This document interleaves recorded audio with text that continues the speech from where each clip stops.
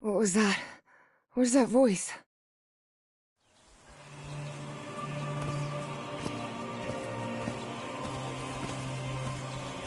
This is the story of a young girl. A girl who had strange and disturbing dreams.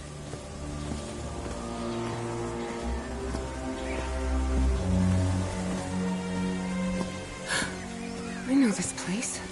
I've been here before. This is the ancient stone city amidst the jungle.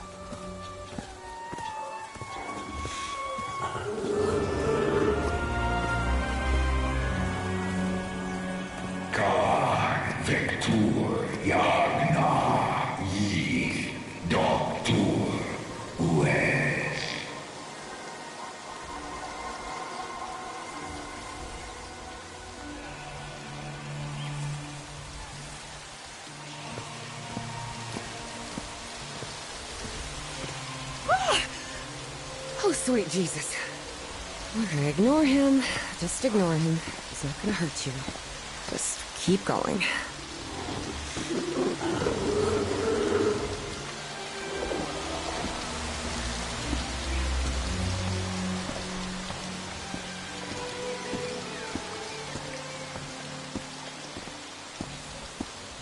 This constellation.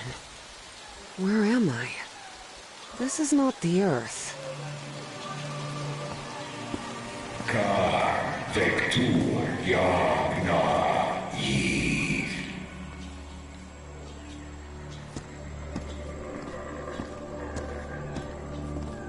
Khan Vector Yagna Yith. In other words, find a statuette and save my race.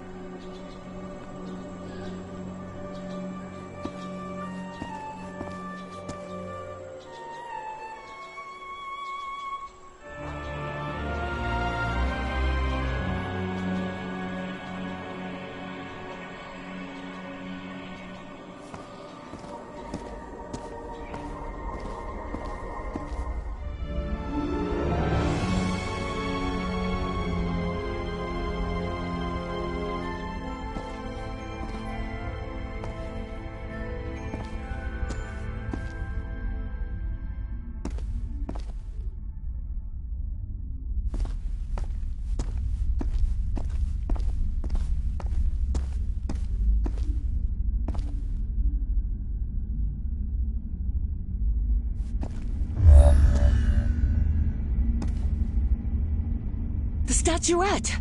Here it is. Finally! I have to get it, I have to...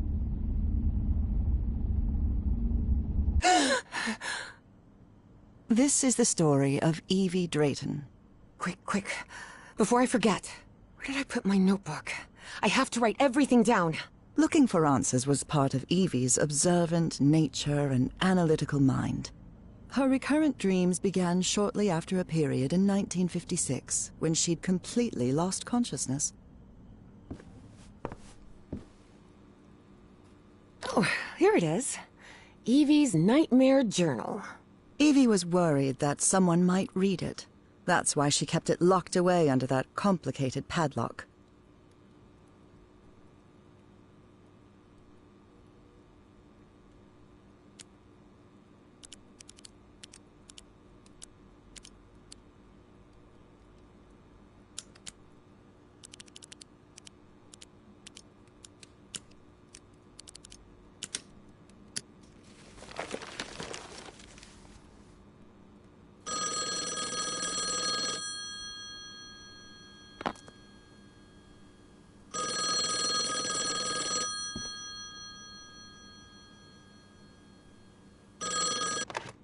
Yes? Is this...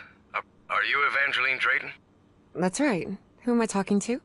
I am the Dean of Archaeology at Miskatonic University. I believe you wanted to ask me some questions, right? Yes. Yes, of course. It's a pleasure to finally meet you, Professor Meet me today at 6 p.m. at 5 Prospect Road, outside of Boston. Boston? That's almost a 2-hour train ride from Arkham. I thought Do you want to talk or not? Yes, of course. I'll be there. 6 p.m., Prospect Road. See you in a couple of hours, Professor. All right, I should get ready.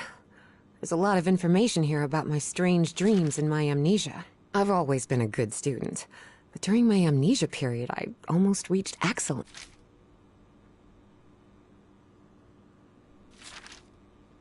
I wish Papa had never taken that job in San Francisco. I must have written about 1,000 letters to the archaeology dean in Miskatonic, and I've never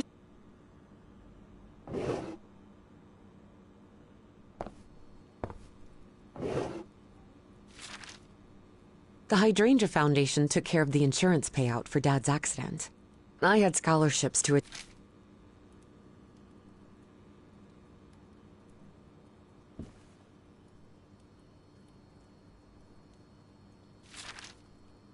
I've searched every astronomy book at the Miskatonic Library, but none of them contain any reference to this constellation.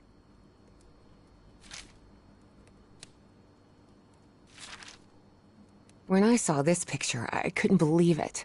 It's the same statuette I always see in my dreams.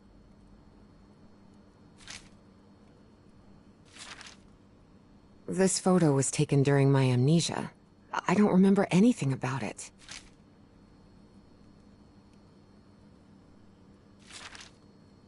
Beatrice, along with me, is one of the few ladies studying physics at Miskatonic.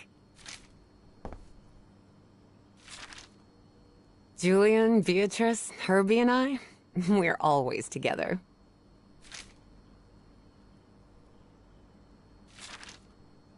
This scary fellow that haunts me in my dreams is a Dimetrodon.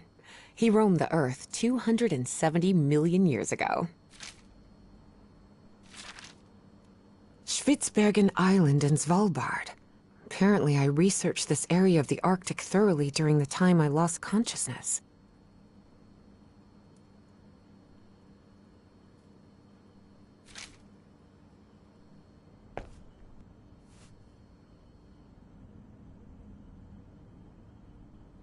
Uncle Mo showed me a trick or two when I would help him in the motor shop. Tinkering with gadgets always... I was lucky to be accepted at Miskatonic. It was one of the first universities in Massachusetts to admit non-white students. I couldn't leave my science fiction book collection in Benoit.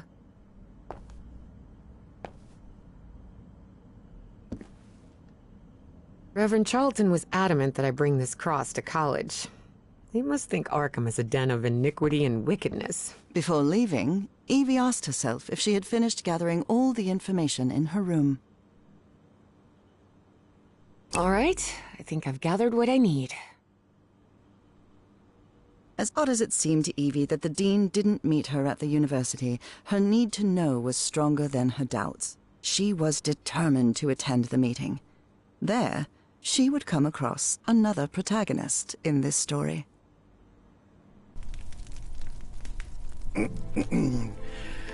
So, you have finally decided to talk to that young lady, Professor. Yes. Acknowledging responsibility for our previous mistakes is vital to moving forward. You've taken a crucial step in... Listen, there's no need for us to talk, Doctor. The only reason I let you into my house is because you insisted it was necessary to prescribe my medication. This is also the story of a sad, guilt-ridden, and lonely man. This is the story of my husband, Professor Harry Everhart. Yes, I know well enough that discussing the effectiveness of our therapy sessions with you is futile. But you need to understand that therapy is just a part of the whole treatment. Without it, I can't go and... Ask whatever you deem necessary, and let's get this over with as soon as possible. Fine. What about your position as dean at Miskatonic University? We talked some time ago about your relationship with work. Was somewhat obsessive. I didn't say that. You did. Well, you told me you practically lived secluded in this very home, and the only thing that drove you to leave it was your job obligations, so how would you define that? I do what they pay me for. Teaching, student assessment, and certain logistical duties fall within my responsibilities. Cheering at the Miskatonic Mariners football games does not. And are you happy with that? With your life now? What kind of question is that? Well, I'm asking it because it sounds like you're subjecting yourself to a kind of self-punishment. I am not. Next question. There's another topic you've never wanted to delve into, Professor. Would you now be open to... You're going to do it anyway, so go ahead. Okay. What happened to your wife, Professor? She died at home after a long disease. Harry hated giving details about my death. Especially if those details meant talking about a certain expedition, and deaths other than mine. I see. And how do you feel about that and all? What's my wife got to do with all this? You see, the reason I'm asking, Professor, is because when we began therapy, you mentioned visions. Some sort of oily shadows casting themselves on the wall. You mentioned those visions began shortly after whatever happened to your wife. So, tell me, do you still see those shadows, Professor? No. Not since I started taking the medication, at least. Excellent! That means the medication is working. Listen, there is something different I want to try in today's session. I believe hypnotherapy might... Don't even think about it. Hypnotism is a scam. Professor, with all due respect, I believe you're mistaking mesmerism with hypnotism. Even so, if you want me to prescribe the... You won't give me my medication unless I submit to your quack experiment, is that it? I'm deeply sorry you see it that way, Professor. But I need you to trust me in this. Then go ahead.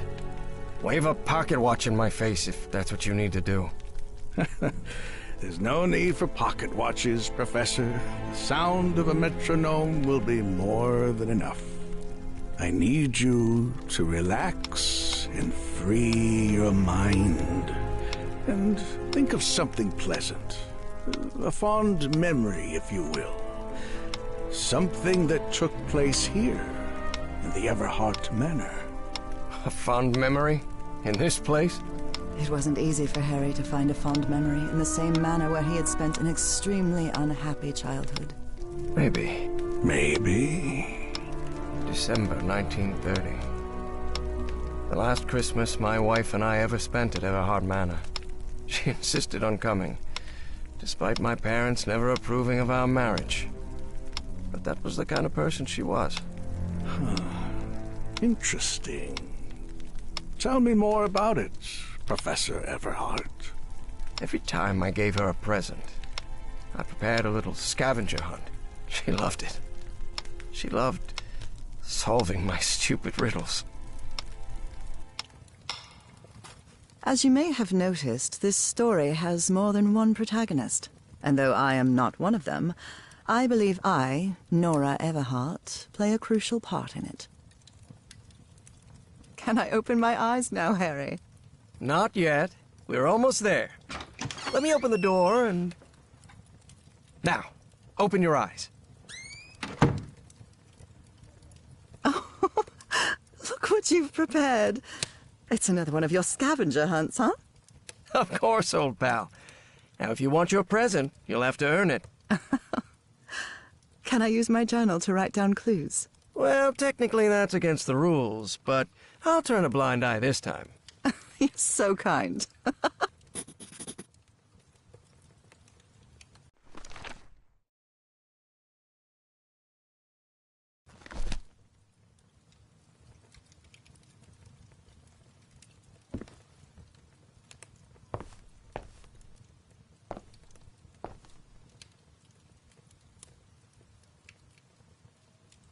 Do you remember when we slow danced to dear old pal of mine at Maddie's house? The end of the Great War Party And our first kiss.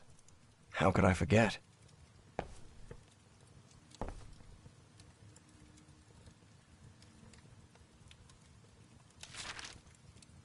Oh, look at your sad little face in this photo.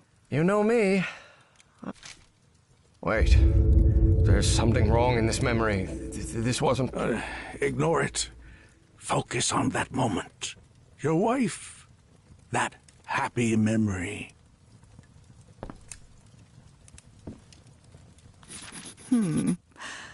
What are you up to now? Oh, boy, what a drawing. Is this supposed to be a tree? I'm seeing those oily shadows in here. Why am I seeing those shadows? Focus, Professor. Keep remembering.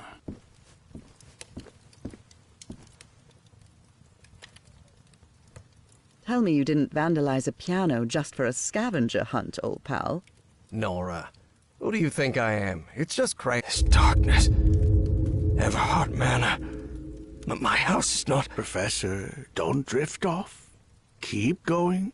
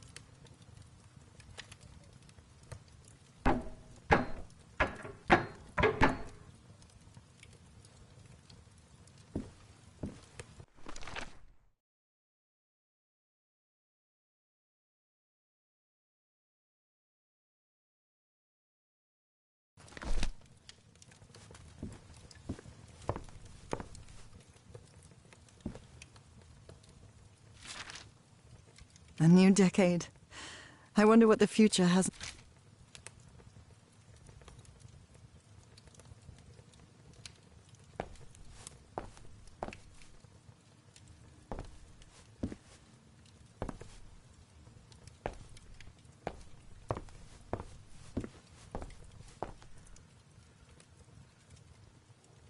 I wonder what my darling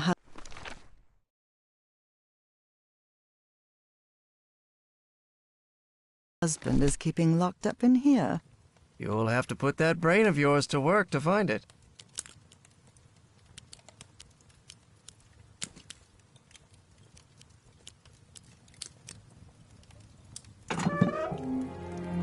Oh, Harry, I can't believe it!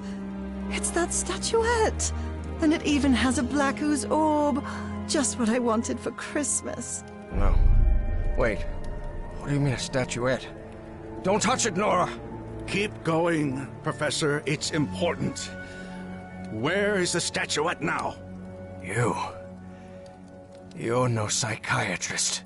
Who are you? I'm not going to ask you again, Professor Everhart.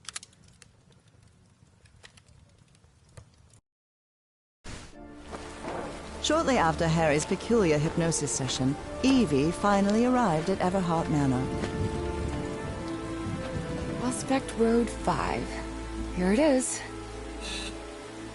Professor Everhart. It's me, Evangeline.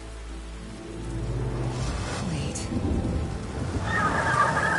What is going on here? Professor? Is everything all right? Most people would have turned away and left, but not Evangeline Drayton. She had been waiting for months to talk with the professor. No way was she letting it slip away. So, she decided to climb over the walls of the Everhart Manor.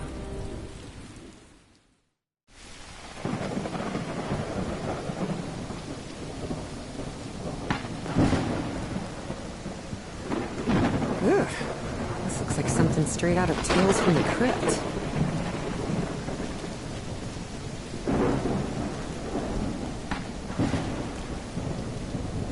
Hey, that window is open.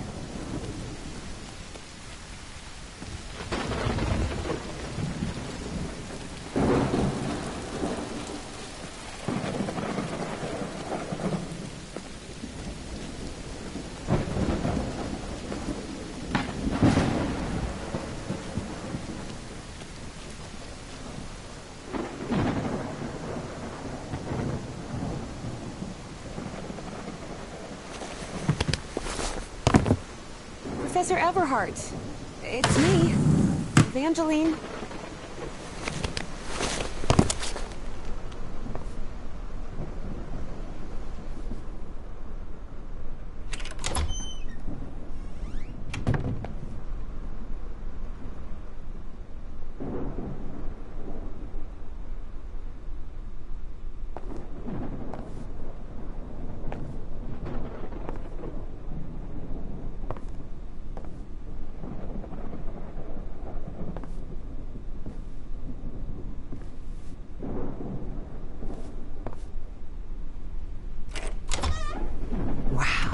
Look at the size of this library. It's almost as big as Miskatonic's. Actually, it wasn't even a third the size of Miskatonic's library, but young people can be terribly impressionable at times. Evangeline had never pictured the professor as anything but a hermit. Certainly not.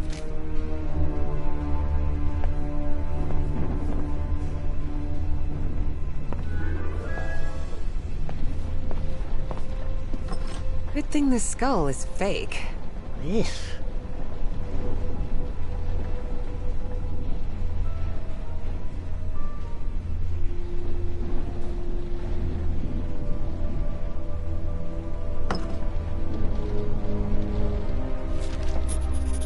Rich people definitely had weird ways of entertaining themselves. But it wasn't mere entertainment.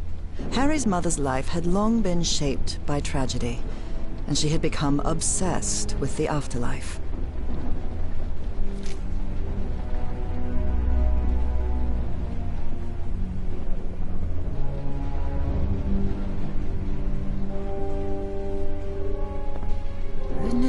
gracious.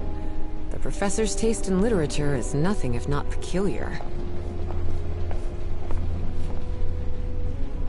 Is this young man Professor Evie's last remarkable trait was her extraordinary memory, a gift I was never blessed with. So allow me, the narrator of this tale, to be the one taking notes. For the sake of clarity, of course.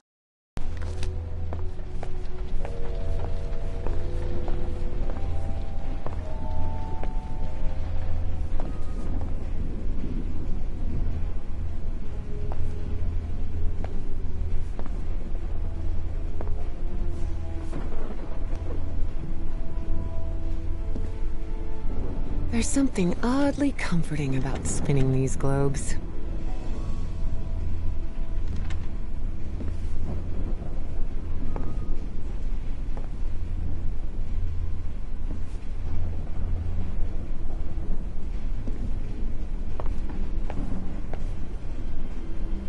Dyer was my applied geophysics professor. He was very strict. Strange character.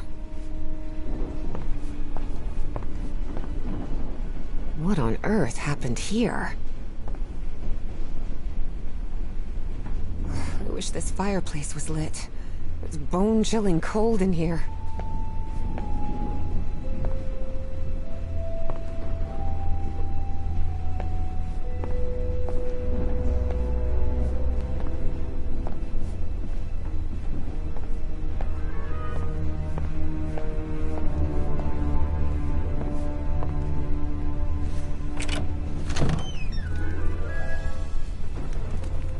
This must be the professor's office. The greenhouse. And the mausoleum.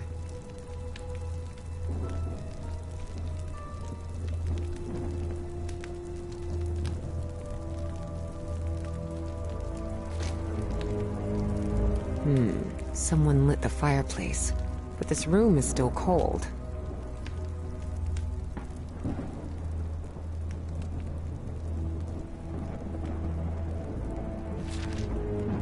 Astrology is the most utterly stupid thing I've ever come across.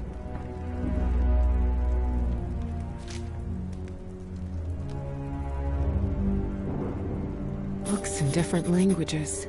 Spanish, Italian, German, Latin. Looks like one is missing.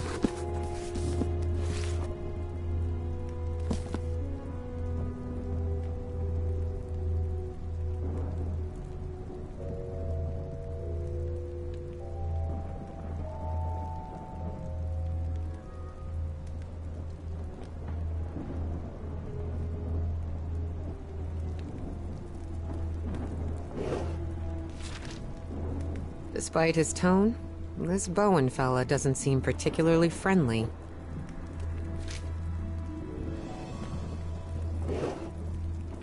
The key. I wonder what this opens.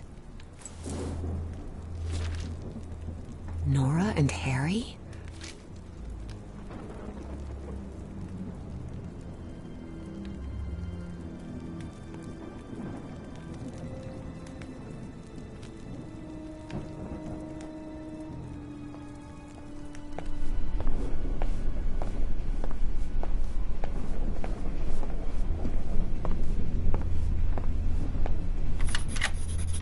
Et voilà!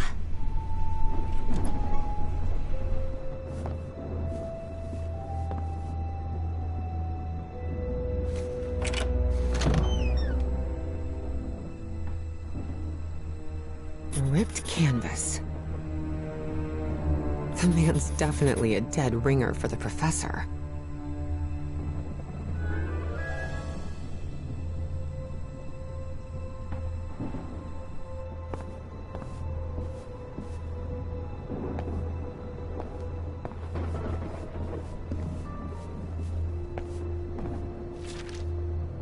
Looks like the professor's father was involved in politics.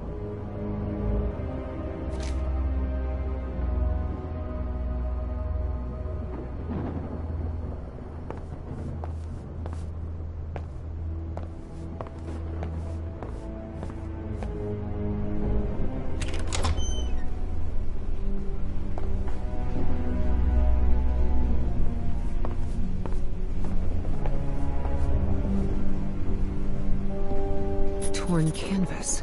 The frame reads, Sed Futura.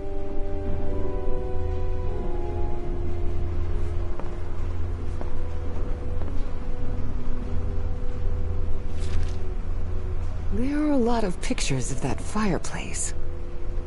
Oily shadows. Beginning to suspect the old professor's lost a few marbles.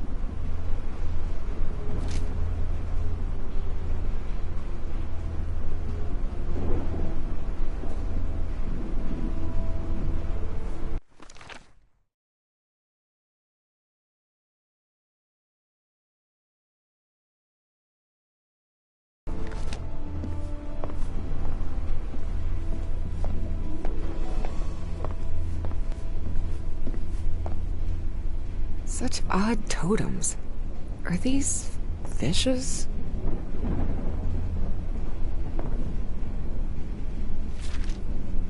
So Professor Everhart set on an expedition to the Pacific.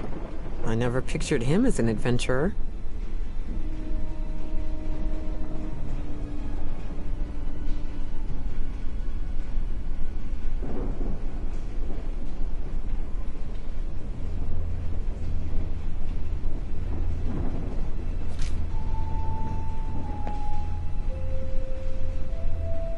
That expedition must have been quite important for him. Oh, it had certainly been important to him, and to the other expedition members.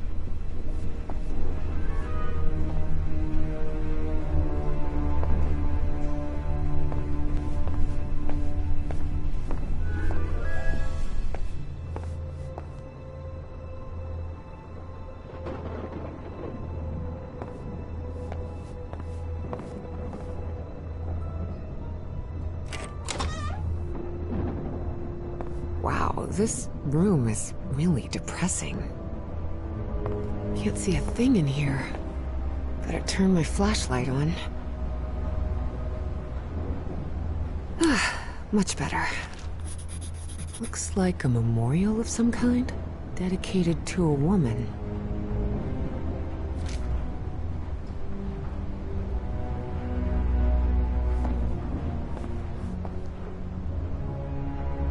Someone has ripped the canvas. There's a Latin inscription in its frame. Providere debemus.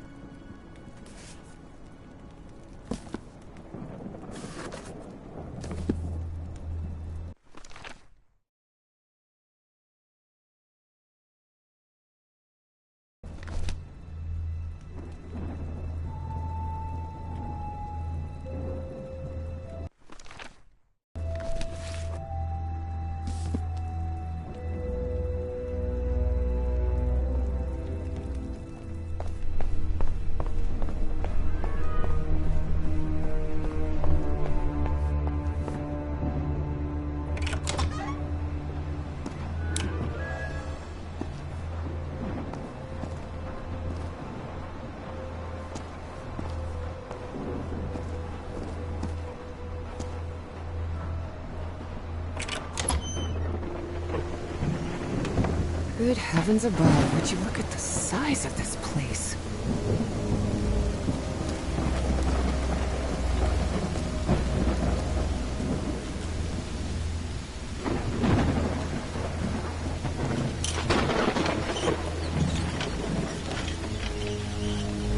Looks like there's a symbol carved into that bucket.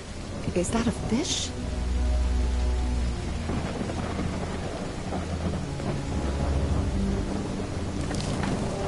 This vase-like thing with a face engraved on it can be rotated.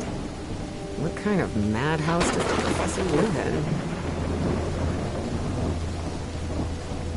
in? It's raining cats and dogs here.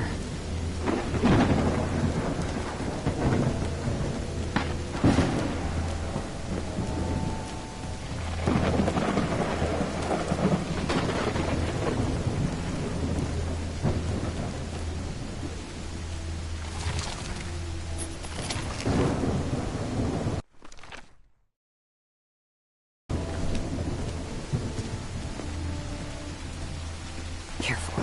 The stone staircase is slippery.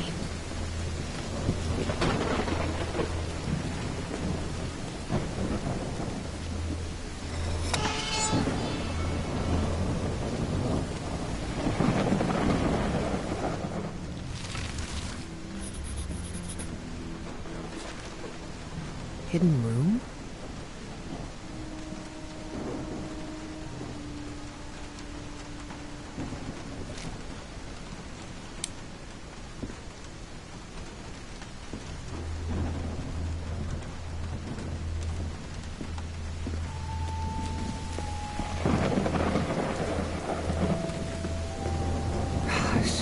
This is so beautiful. Yeah. It's a woman's grave. Nora Everhart. This must be the professor's wife. Evie found it hard to believe that the recluse living in the abandoned mansion had ever loved anyone. But he had. Truly and profoundly. Such a graceful and elegant woman. Evie certainly had a keen eye for beauty. Such a graceful and elegant woman. Evie certainly had a keen eye for beauty.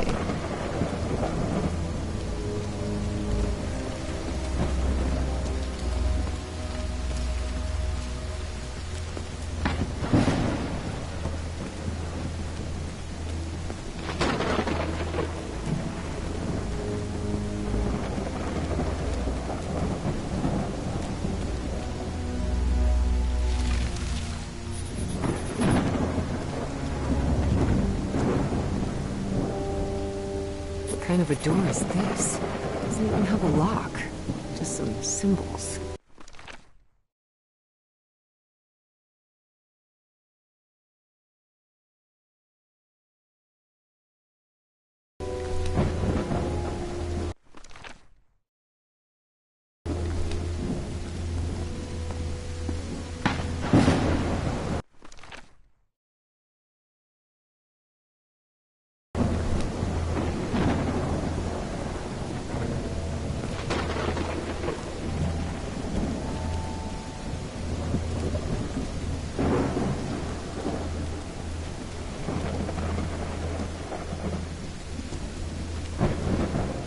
No use. It's locked.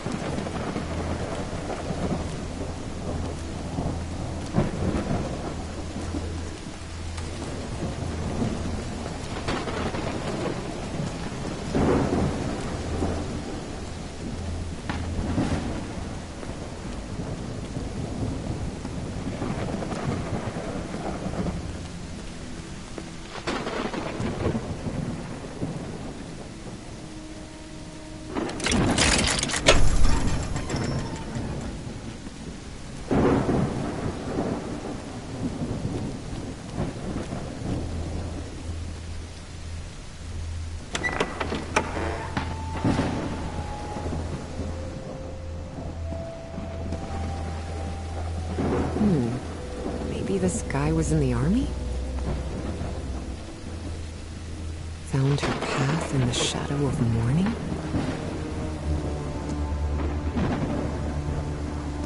That's from the Bible. Psalm 1, verse 1. This person must have been quite devout. Father, husband, and servant of the people. This must have been the professor's father. This definitely... In loving memory of her firstborn son, John Everhart Jr. Oh dear. A dead child. This is simply heartbreaking. The inscription on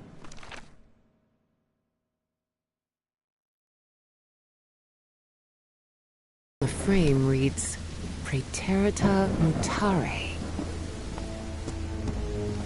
Harry rarely spoke of his brother John, mostly because he had never known him. The boy had died years before Harry was born. Still, he believed that tragic incident had played a critical part in... Excellent.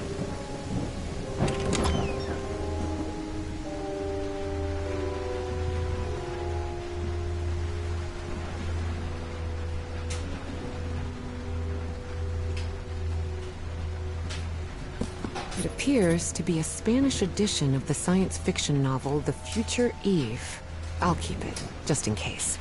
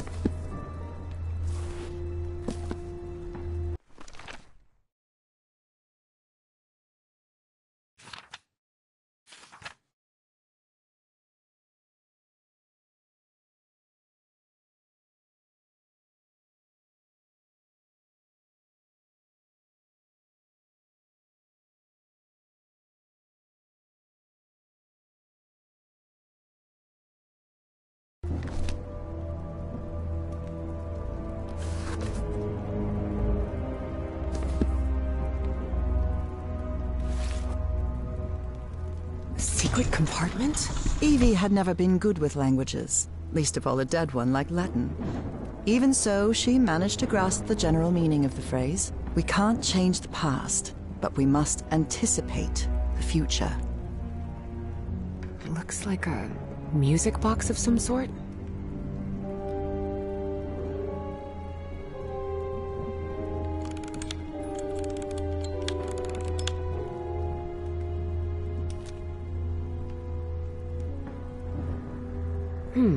It doesn't make any sound. Maybe it's broken.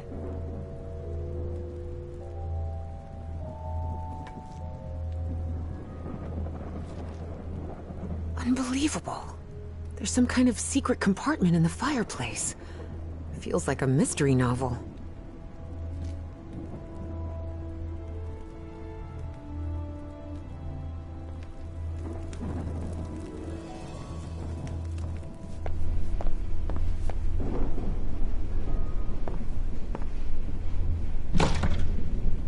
definitely like a mystery novel. Ooh, I guess I need to go see what's down there.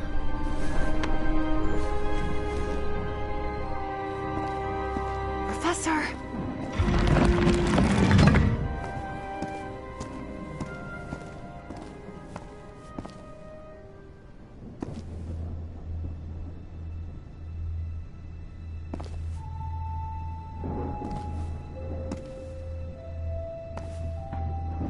Professor! Professor! What happened? He's knocked out cold.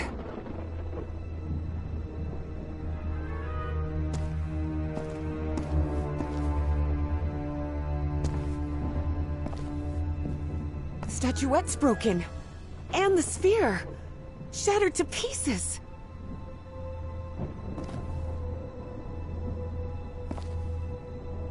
I wonder if I... No, no, no! Don't touch it! Don't touch it.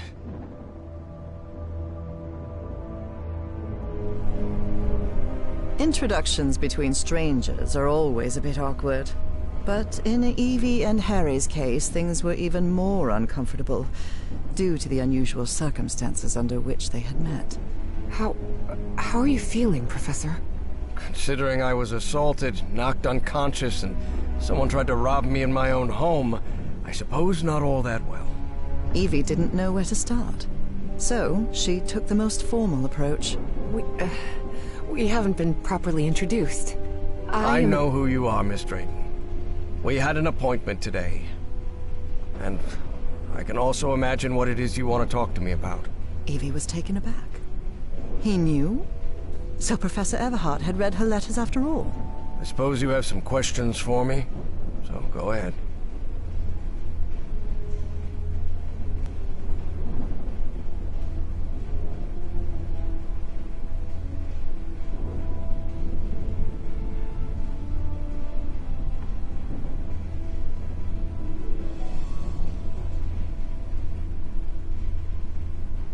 What is, or was, that statuette? You haven't touched any of the pieces of it, have you? No.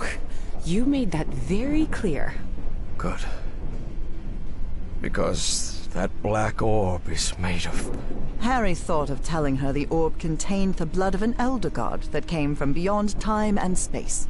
But he chose not to frighten Evie for now.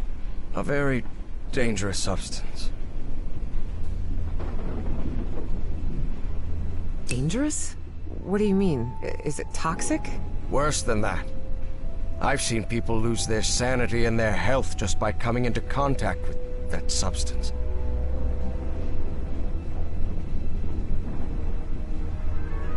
Statuette is in pieces. What happened? I destroyed it. You destroyed it? Yes. It was better than letting it fall into the wrong hands. Evie felt frustrated. After all the effort it had taken to get Professor Everhart to agree to talk with her about that statuette. And on that very day, that curmudgeon shattered the relic into 1,000 pieces. I read in a Herald article that the statuette was found in an excavation in Virginia. Is that correct? Yes. In the caves near the Rappahannock River. It was led by a professor from Miskatonic, right? Paisley or Presley? Nathaniel Wingate Peasley. Yes, Peasley. Do you think it would be possible to speak with him? No. He passed away a few years ago. Of natural causes. Or so I hope. Who's responsible for all this? For the robbery? Dr. Frog in the throat. Who?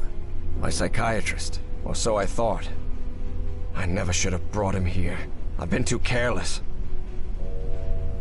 I thought the statuette was in the Miskatonic archive. Yes, well, I brought it here for a research project I'm working on. About ancient civilizations. Harry couldn't come up with a better excuse than that. Because I've hidden it in my own house to keep prying hands from succumbing to the terrifying powers of the Elder Gods sounded infinitely worse. But there has to be more, right? More of those statuettes. I really doubt it. Are you sure? Because I'm convinced of it, Professor. And why are you so convinced of that? I've seen them. In my dreams. What are you talking about? Dreams about strange and ancient artifacts brought Harry bad memories. For personal reasons. My dreams. I mentioned them in my letters. You remember? So, I have long dreamed of a place. It's an ancient stone city, hidden in the jungle, from prehistoric times. And there are more statuettes like that one, all holding those black orbs. Miss Drayton, you better forget about... So, if Peasley found that statuette in Virginia, maybe there could be more there. Listen to me, Miss Drayton. Maybe in those caves I could find more... Enough of that! How could you be such a fool? Haven't you listened to a single word I've said? Don't you ever think of going near that cave in Virginia. Professor, you can't be serious. I need answers. Of course I'm serious! I forbid it! Would you stop yelling at me? Grumpy old jerk! Look, I don't know who you think you're talking to, but nobody speaks to me in that tone. And what have I done to you to be so mad at me anyway? Because as far as I know, if it weren't for me, I'd still be locked up behind that fireplace. So you can talk to me till you're blue in the face, but you're not going to forbid me from going anywhere. Do you understand me? It had been years since anyone raised their voice at Harry, and for the first time in a long time, he felt that an interaction with another human being had been authentic. Perhaps not very enjoyable, but authentic nonetheless. That fireplace can be opened from the inside, Miss Drayton. Oh, well, But even so, I owe you an apology. You've taken quite a risk without even knowing me, Miss Drayton. So, thank you. all right. Apology accepted. You're completely determined to go to those caves, aren't you? Yes, absolutely. You're right. I can't stop you from going to Virginia. But how do you plan to get there from Arkham? Well, I don't know. I hadn't really thought about it. I don't think there's a regular bus service, is there? No, there is not. So here's my proposal. I'll go to Virginia with you. I'll take care of all the expenses, don't worry. If there's one thing I have plenty of, it's money. All I ask in return is that you please follow my instructions while we're there. And be very careful. We'll look for whatever it is you want to find there, and then we'll leave. Agreed, Miss Drayton? Yes, yes. Thank you so much, Professor. And don't worry. I promise I won't get in any trouble. Harry couldn't help but doubt that Evie would keep her promise. But even so, he immediately liked that sharp-tongued and stubborn girl. Which made sense. Harry had been a good friend of Evie's father, after all.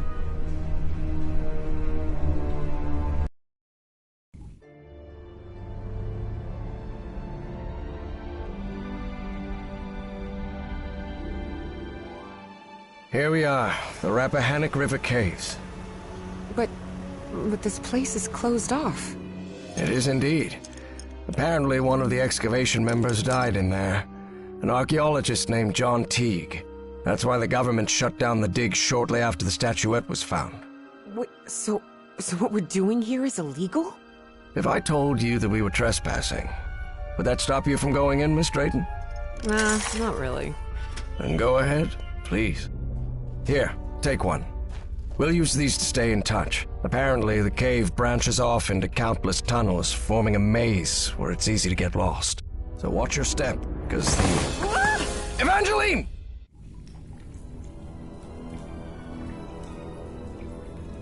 Miss Drayton! Miss Drayton, can you hear me? Are you all right?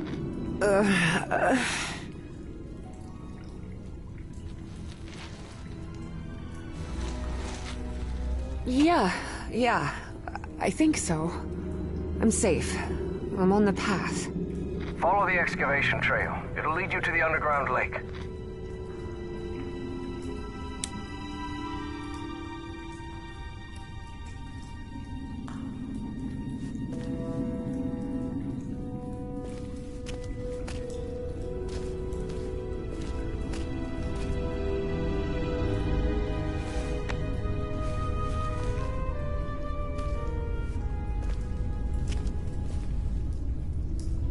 A lake?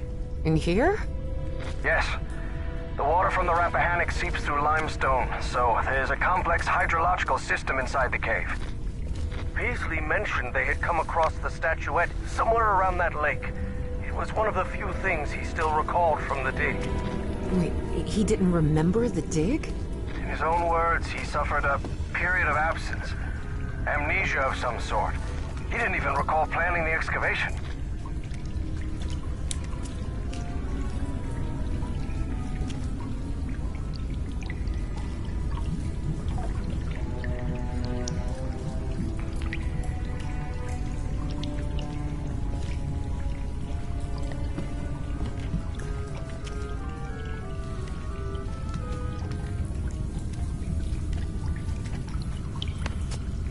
Professor, you won't believe this, but I had amnesia too. I don't remember anything from September to November of last year. When I came to, I was surrounded by books and articles about a place in Norway called Spitsbergen. Spitsbergen? Isn't that near the Arctic Circle? Professor? Professor! Do you hear me?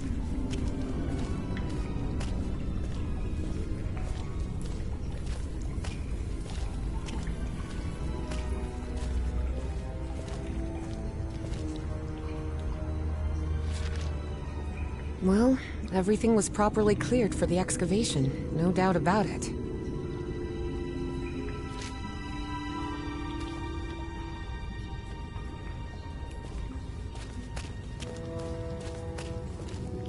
Wow. What is this place? Miss Drayton, over here. I'm here. I'm glad to see you. I thought you'd gotten lost. Are you all right? Yes, thank you. You weren't lying about those tunnels. Have you found anything, Professor? This mural. Come take a look at it.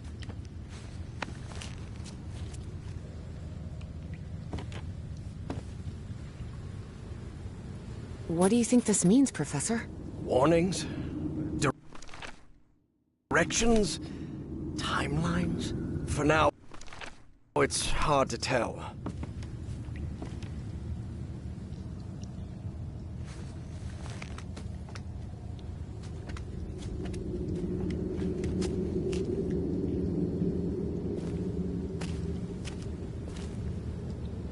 Miss Drayton, up here.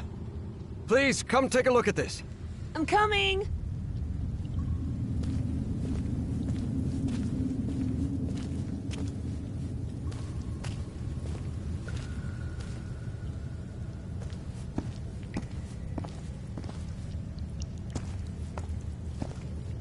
I see some sort of control panel here, and what look like piano keys? Please refrain from touching anything, Miss Drayton.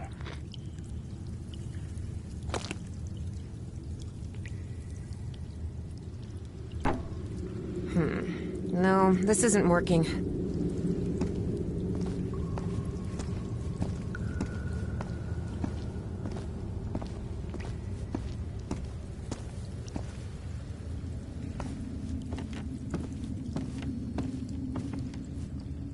Here's another one of those murals, and it looks better preserved than the one you're examining. Excellent. When I'm finished with this one, I'll come take a look.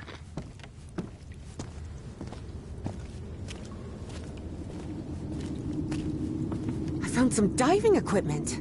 What if Peasley didn't find that statuette near the lake, but rather beneath the lake? You're not thinking what I believe you're thinking, Miss Drayton. Well, that depends. What do you believe I'm thinking? Getting into that diving suit and going down into the depths of the lake. No. I just want to take a look around. That's all. An air compressor. It looks like it works in the same way as the one we had in the workshop, except for diving cylinders instead of carb. It seems they found the statuette in the depths of the cave's lake. Evie deliberately chose to omit that the man in the photograph had been entirely covered in black ooze. In the depths of the lake? Are you sure about that? Wait until I finish with this. Seems like a telephone for communicating with the diver.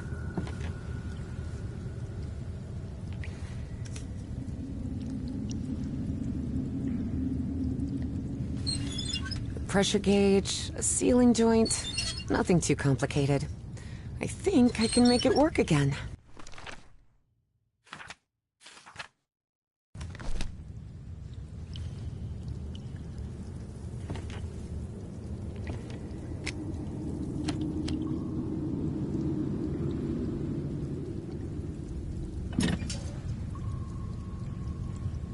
Oh, darn it. This machine doesn't seem to be working.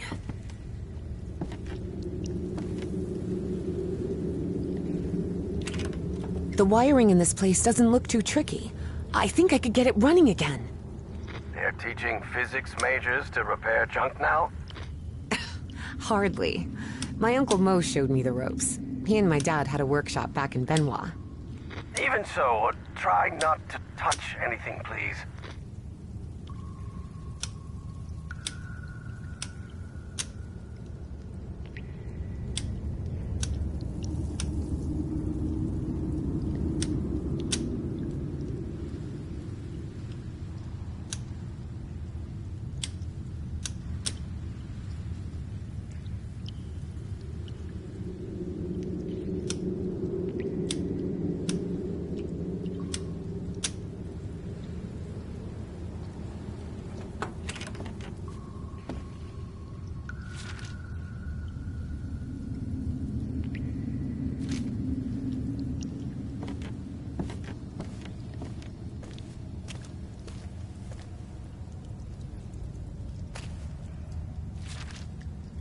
I found a report stating that the entire cave may function as an open-tube acoustic resonator, sustaining standing sound wave patterns.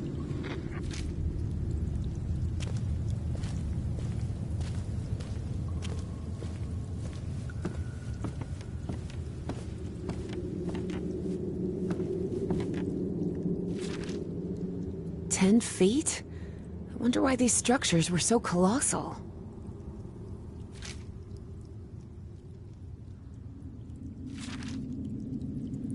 Peasley mentioned a refinery of some sort. A refinery? In here?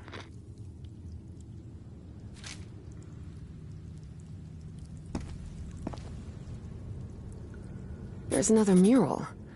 Looks like instructions of some kind. Just a series of steps to follow. Instructions, you say? Well, this is all quite fascinating.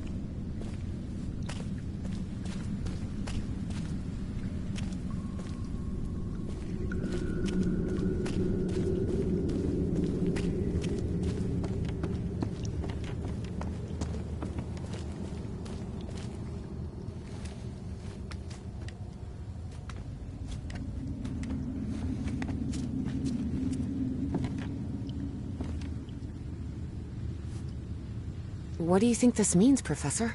Warnings? Direction? Notice how, even though the stone seems to have been carved millennia ago, the lines repeat with an almost rhythmic cadence. It's as if they were trying to convey a coded message. What do you think? All of that was Greek to Evie. Her world was equations and laboratory experiments, not decoding ancient languages. Well, I'm no expert in architecture, but I think I've seen structures like these in my dreams. Really? Good. Good. That means we're on the right track.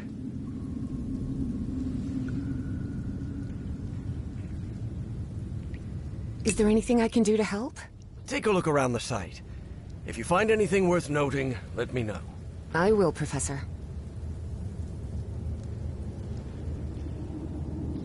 Do you think we might find more statuettes like Peasley's down here?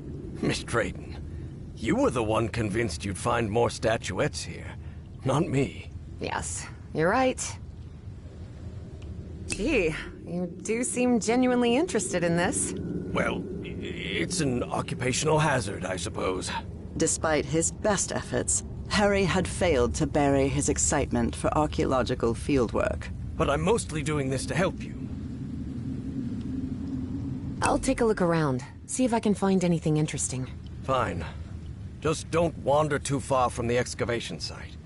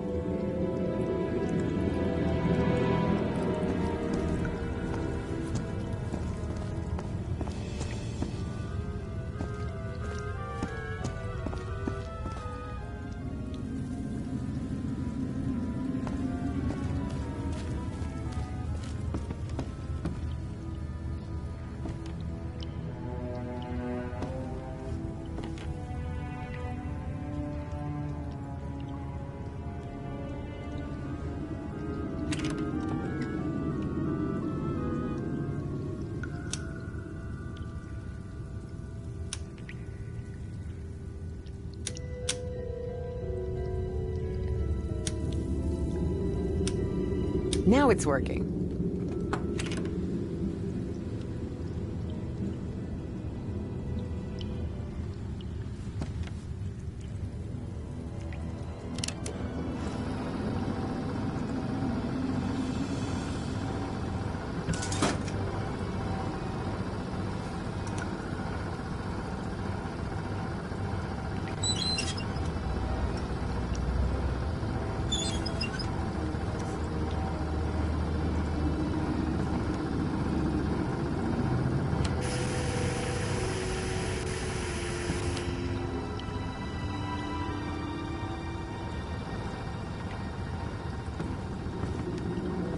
This diving suit needs a full air cylinder.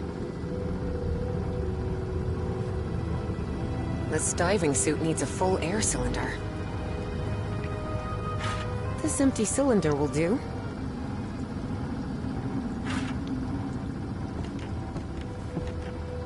This diving suit needs a full air cylinder.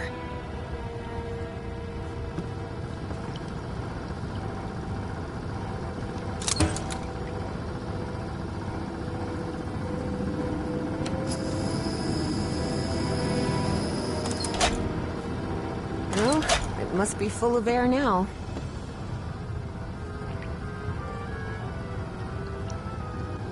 You won't believe it, but I managed to get the whole diving system working.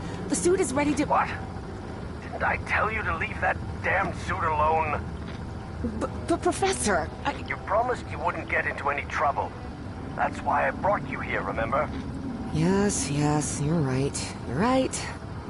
Of course I'm right. What were you thinking? Forget about going down into that lake. You hear me? Okay, Professor.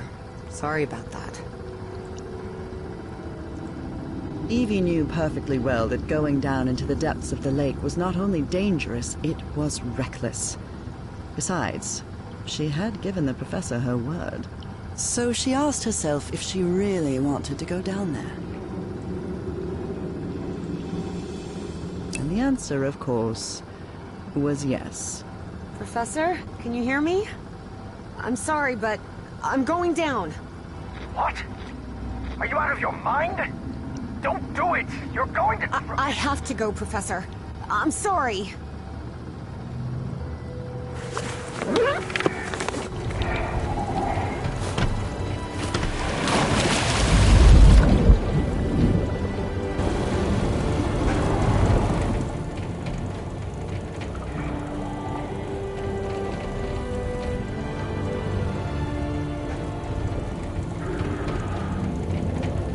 Wow.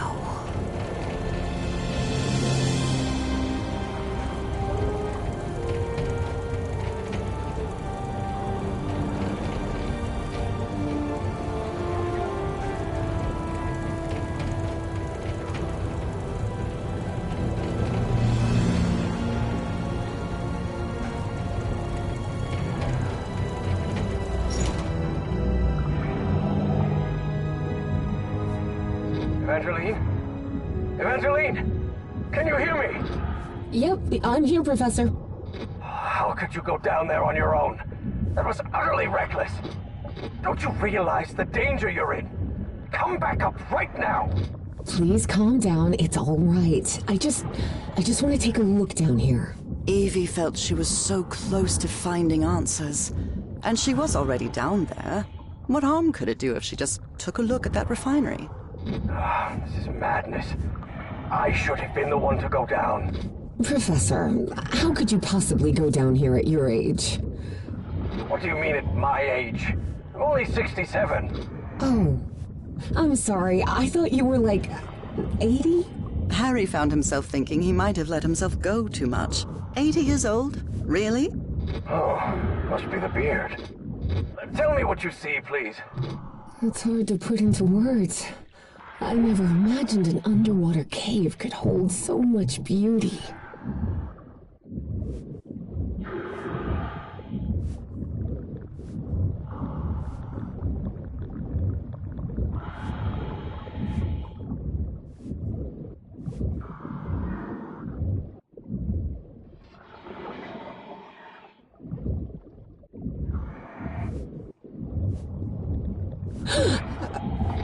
What's happening?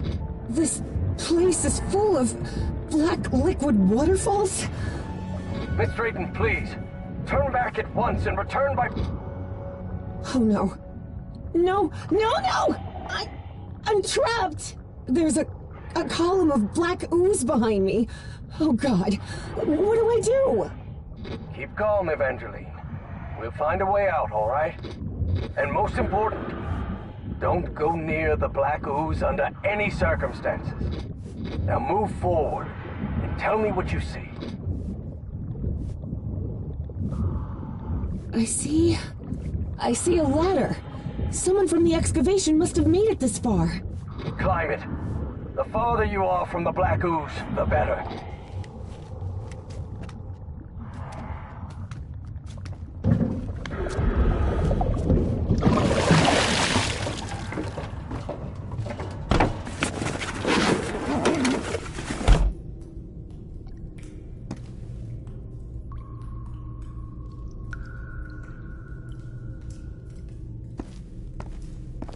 I'm out of the water.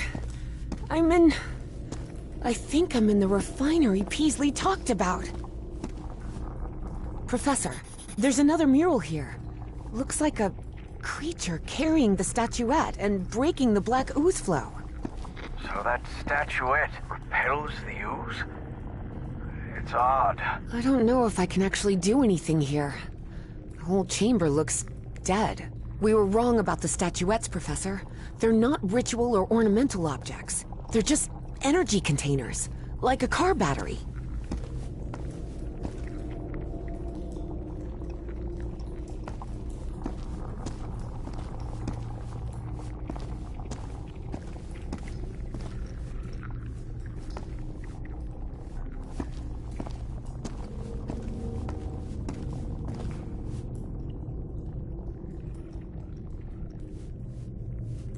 can see one of those murals in here. But this one is massive. Wait a minute. I know this. I've seen this hundreds of times. In your dreams? No. At the university. This is a blueprint. A technical drawing. Thousands of years old, but that's what it is. And you won't believe this, but everything in here runs on... Black ooze. How could you possibly know that? I just know. Tell me what else is in the mural. One of those towers is loaded with statuettes. I told you so, Professor, Evie thought of saying. But seeing the mess she'd gotten... Those ruins I saw rising out of the water, they're not ruins, Professor. They're two stone towers. And apparently, they're used to alter... Those piano keys I saw on the surface, it seems they're used to control the towers.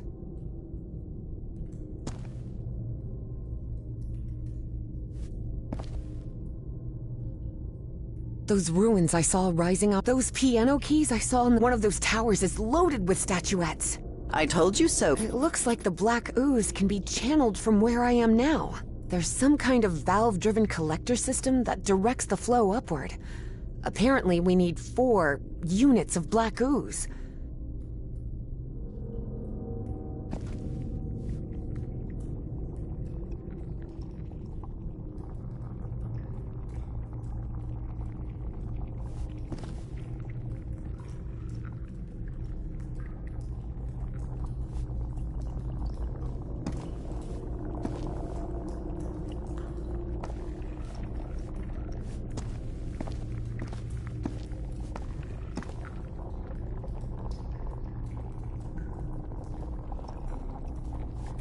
Professor, there's another mural here.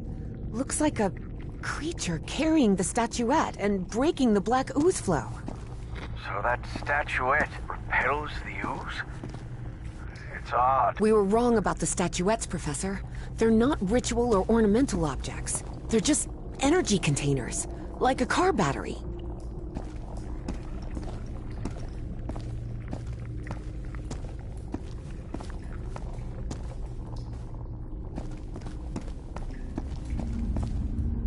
I can see the other end of that stone dumbwaiter.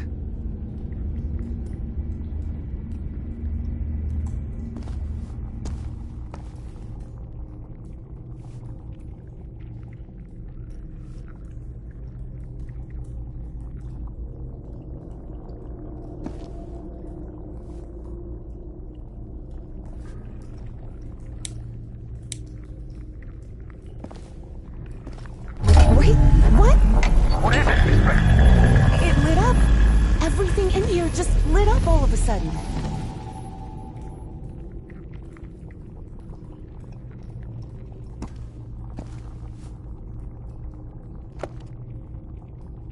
Looks like I can't pump this up until the big tank is completely full of black ooze.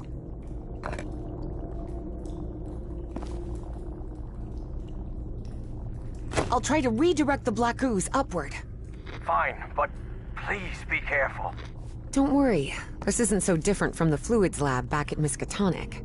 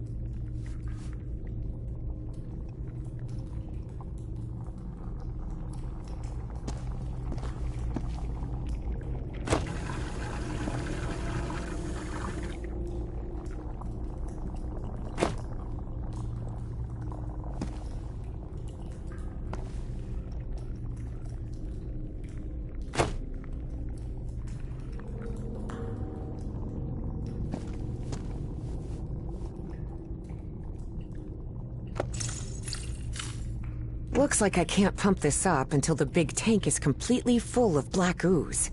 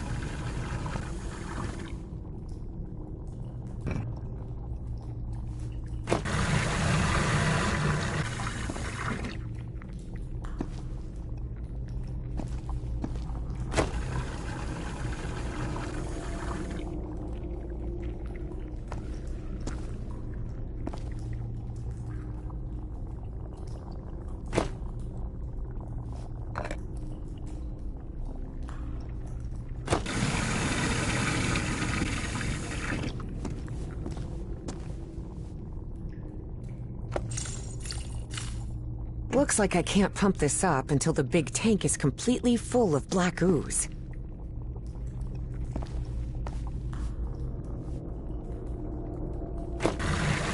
Three units of black ooze secured.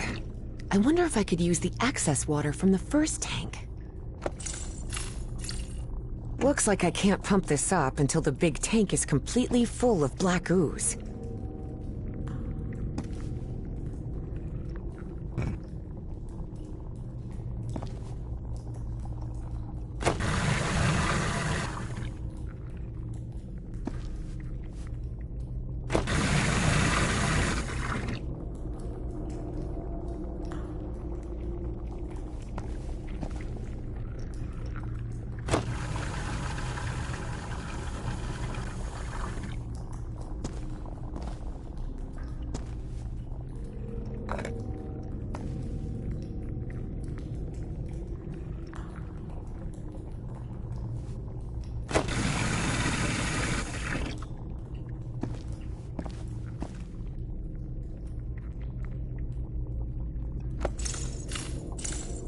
Alright, I think I've got it. I've redirected the black ooze upwards, so... Yes. Something's happening up here. Let me take a look.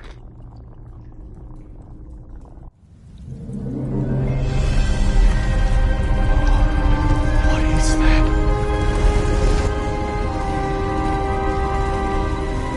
Harry's fascination was growing. Here he had living proof of an ancient civilization with technology beyond anything he had ever seen.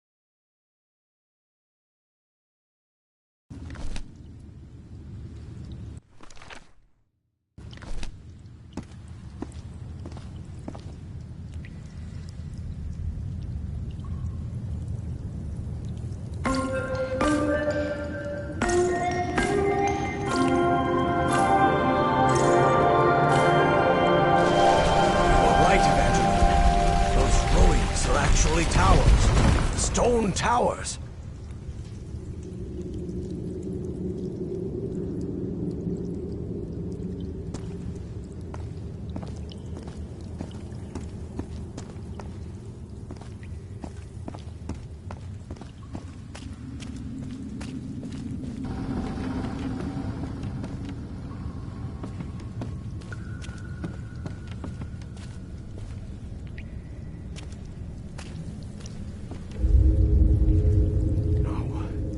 No, not now, damn it!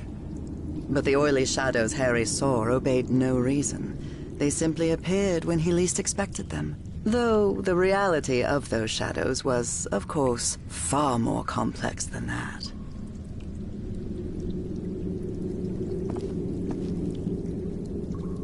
Evangeline, I think we can use this contraption to exchange items between us.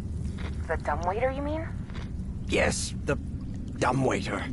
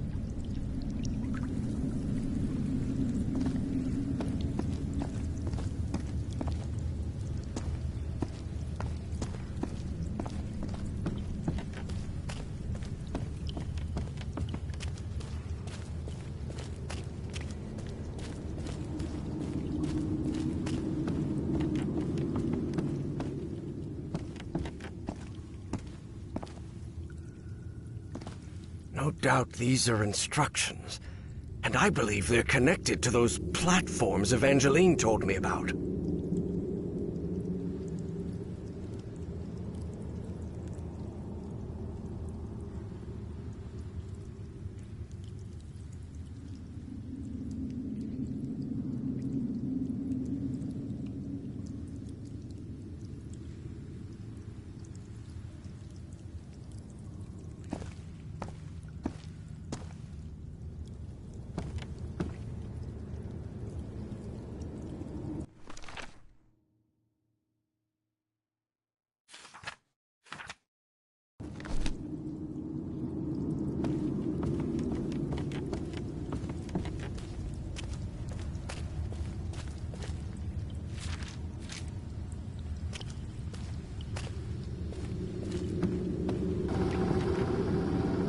I can use this to talk with Evangeline.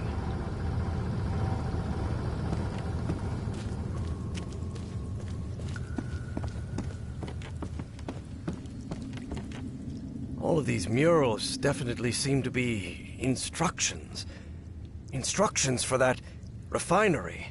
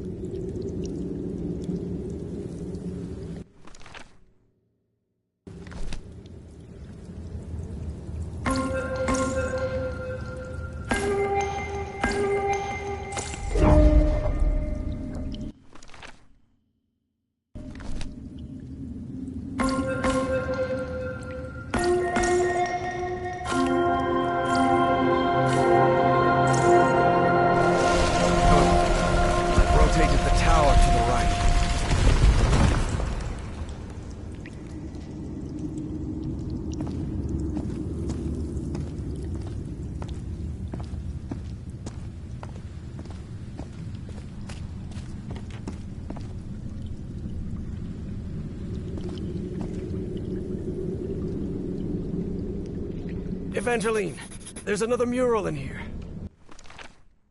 Do you think you can interpret it, Professor? What does it portray? Apparently they used fire to do something. That makes sense.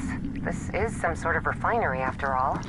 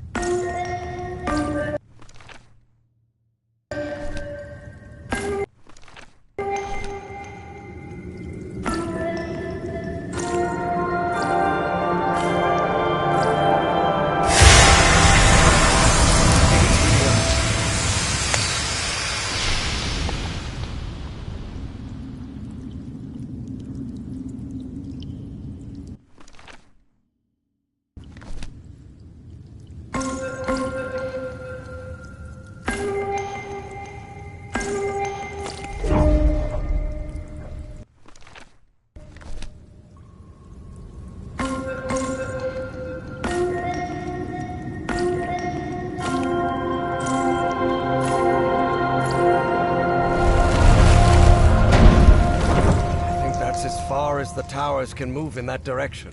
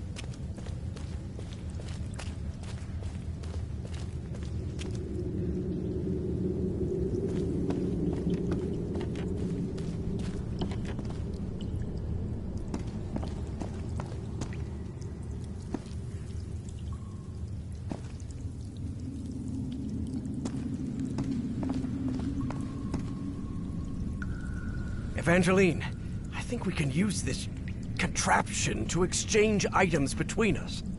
The dumbwaiter, you mean? Yes, the dumbwaiter.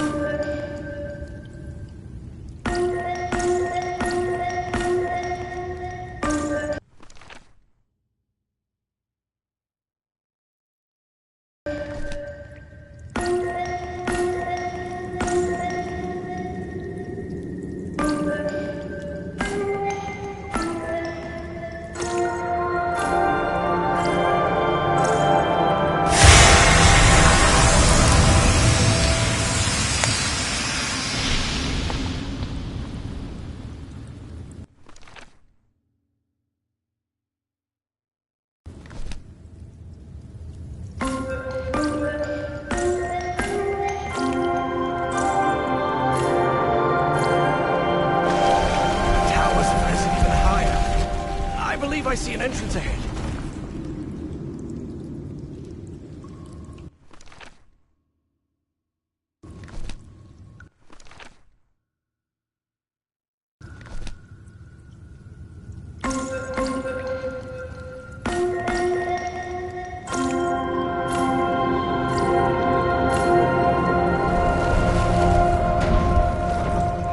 As far as the towers can move in that direction.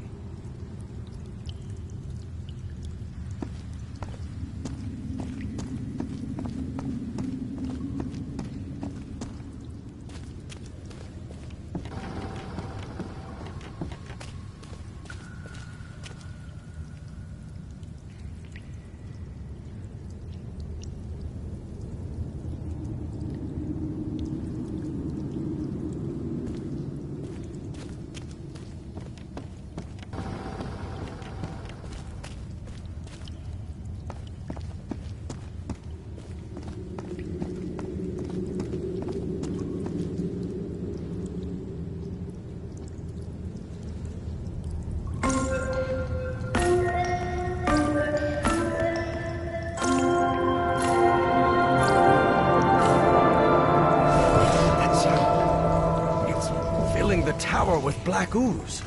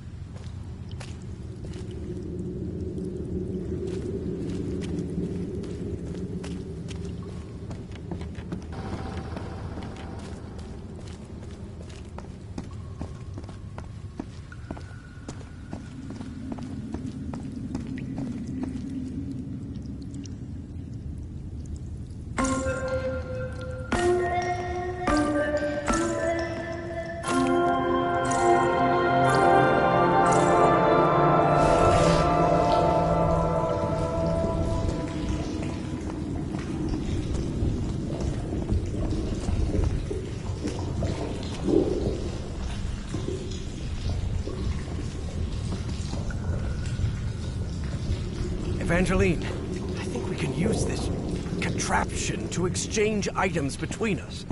The dumbwaiter, you mean? Yes, the dumbwaiter.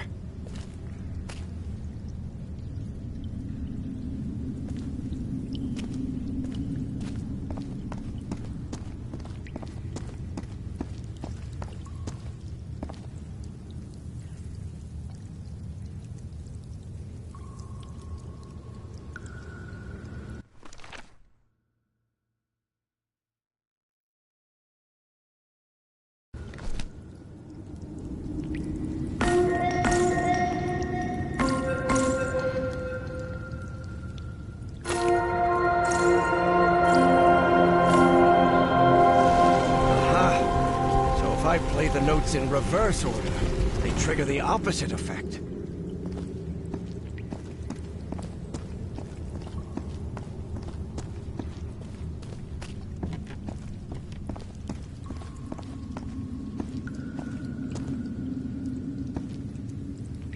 What does this mean? Filling?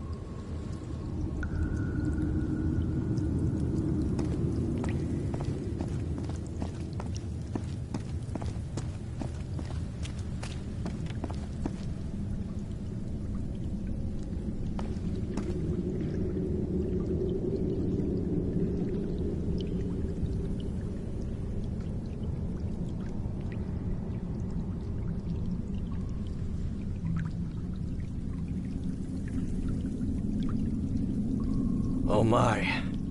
What is it, Professor? You are right. This stone tower is filled with statuettes. For many years, Harry had been haunted by that statuette. Still, he felt reassured to find that none of these held a sphere. Evangeline, I think we can use this contraption to exchange items between us. The dumbwaiter, you mean? Yes, the dumbwaiter. Evangeline. The dumbwaiter, you mean? Yes, the dumbwaiter.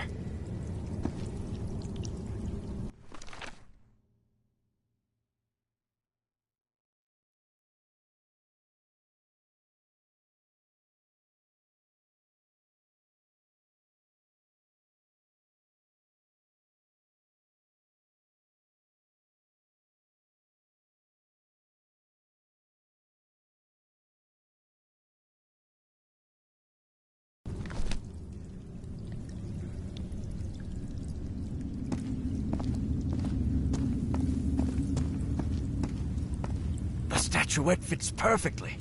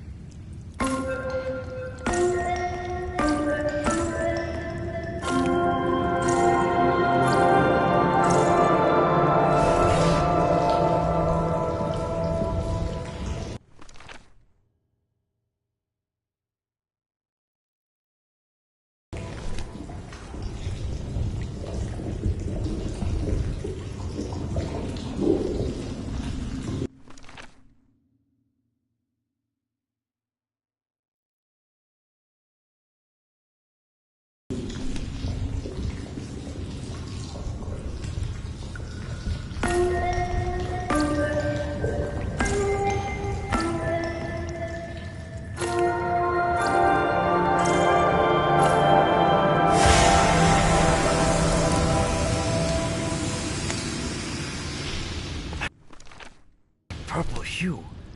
Yes, it should be complete now.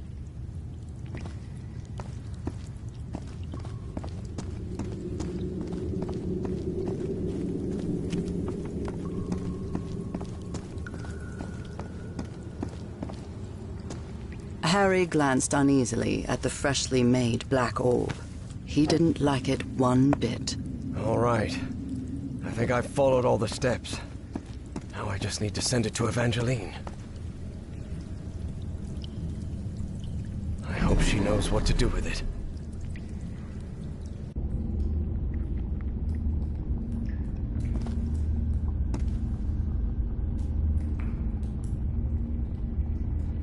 Evie finally held the statuette in her hands, and at once she felt disappointed. Yes, the statuettes were containers of energy, but did that explain her dreams? Her visions? She had to learn more about that lost civilization. I've got the statuette, Professor, but it looks incomplete. Different than in the murals. Now it looks right. Excellent. Now you should be able to cross safely. Come on, get out of there, quickly!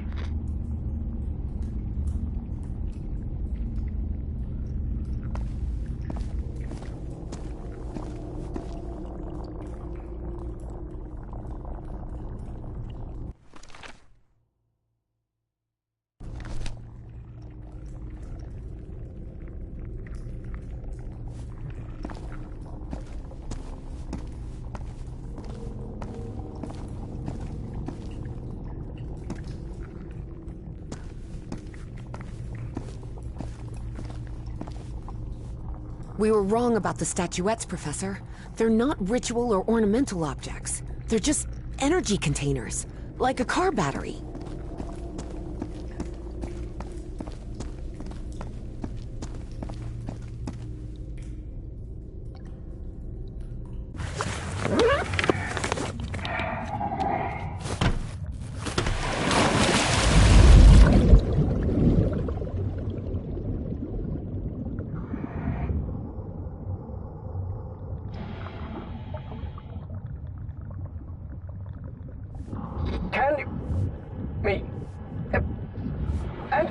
Professor?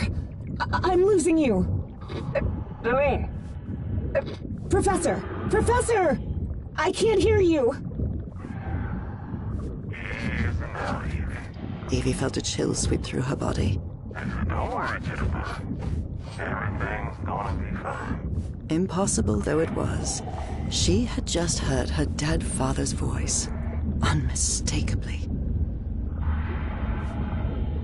It works! It works! The path is open! Evangeline? I can hear you now. Oh, good. Glad you're back, Professor. I'll be waiting for you here. Once you're out, we'll return to... What the... Professor?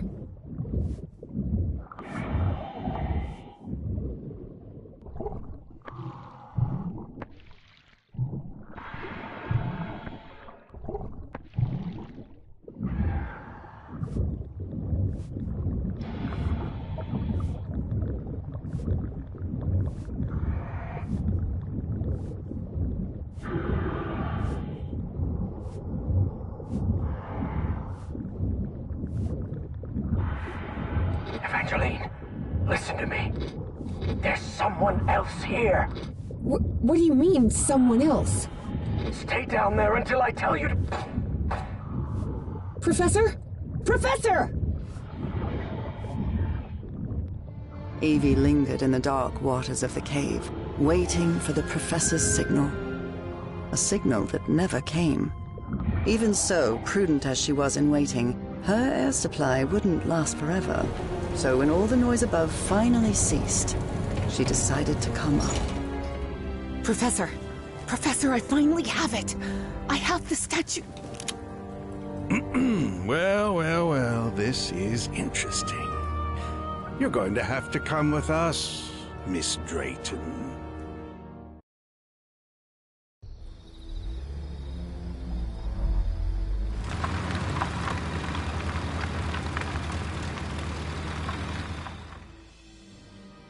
Wake her up. Welcome back, Evangeline. Finally, this is also the story of an obsessive, manipulative, and ambitious man. This is the story of Caleb Bowen. Wait, where am I? I'll be the one asking the questions here, girl. My name is Caleb Bowen. I work for the United States government. Bowen often made that claim, though it was at best a half-truth. Sure, he'd worked for the government once, but that was a long time ago, and he'd been running solo for years. Do you realize that you trespassed on a site closed off by the United States government? And more importantly, that you were seen in the company of Professor Harrison Everhart. You may not know this, but Everhart is a subversive individual. We suspect he may be working for the communists. Bowen kept lying. He knew Harry could be many things, but a communist was definitely not one of them. I don't believe you. You're lying to me. Oh, not at all, Evangeline. I'll show you who Professor Everhart really is. Your father's name was Franklin Drayton.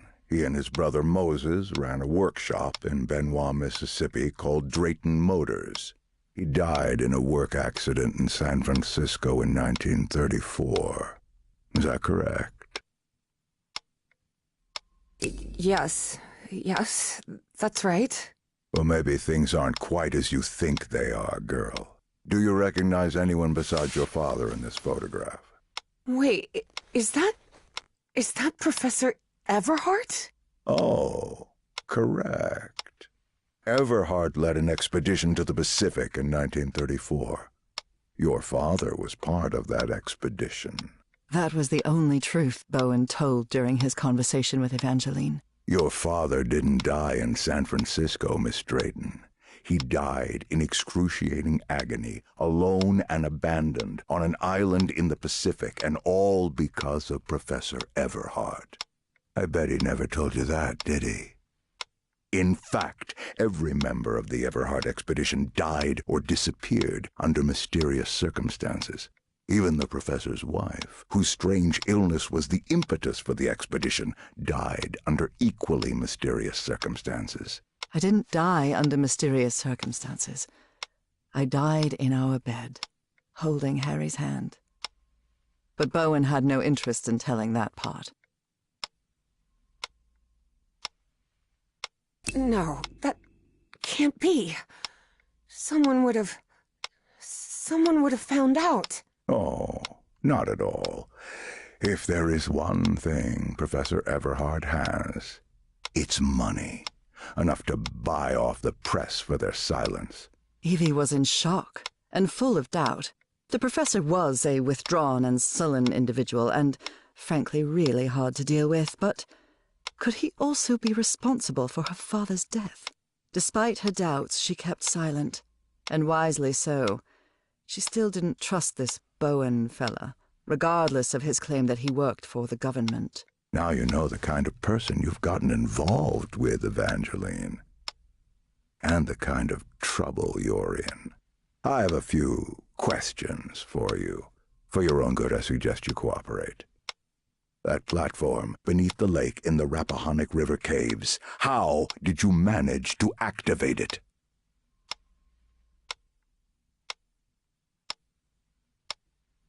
What do you want me to say? I don't know. You must have recognized the girl's cognitive pattern, I'm sure of it. She even mentioned a period of amnesia. Just like Peasley. I hope you're right. Evangeline had not the slightest idea what those two men were talking about. Next question. You said a word while you were asleep. Nacotis. Do you know what that means?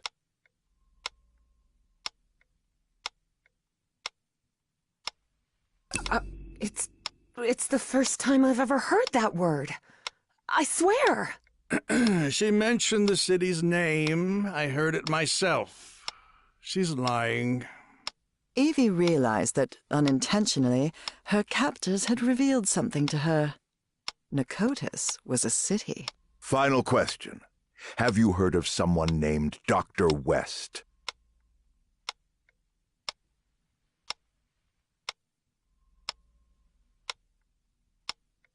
Yes, he's a famous proctologist. Maybe he could help with your hemorrhoids. This is a waste of time, Pharaoh.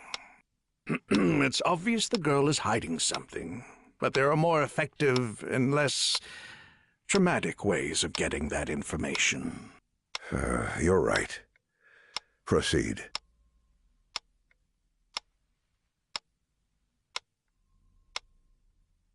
You expect me to buy that this old geezer with a bow tie works for the government, too? You'll recall I mentioned that Evie was feisty and stubborn as a mule, and whatever they had injected her with wasn't doing much to tame her spirit. I like to laugh too, Miss Drayton.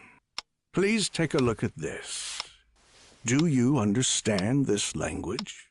Even though it was written in those puzzling characters, Evie understood the book's title. Narcotic Manuscripts, Non-Linear Displacements Toward the Great Library and Reversible Transfer of Cognitive Pattern. Tell me, Miss Drayton, what's written in the book cover?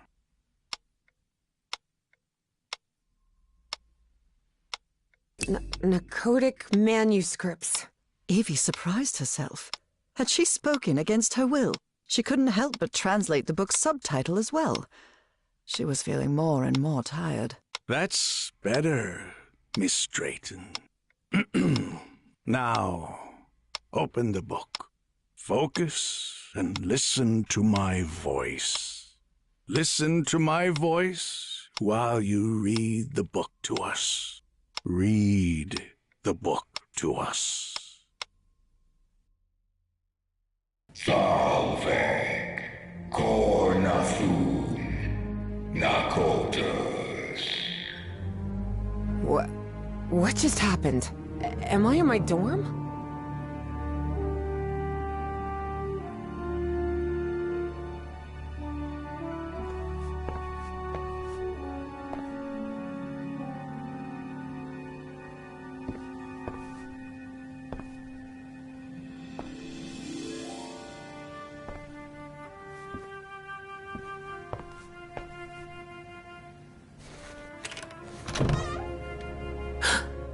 Oh no, Evie was not in her dorm room. Not at all. Hey! Over here! Evangeline! Hey. How are things, kid? Papa! Papa! But it can't be! You're alive? Oh, of course I am, darling. But you have to find the way. That was not her father, of course. You must reach Nakotas. Have I crossed another one of those portals? Good Lord.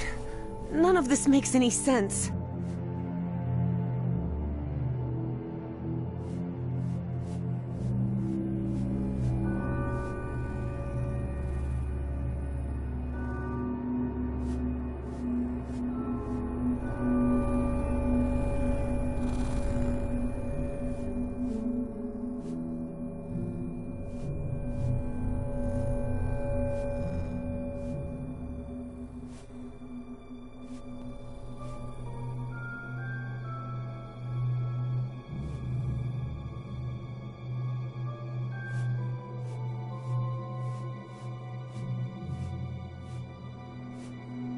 This is weird.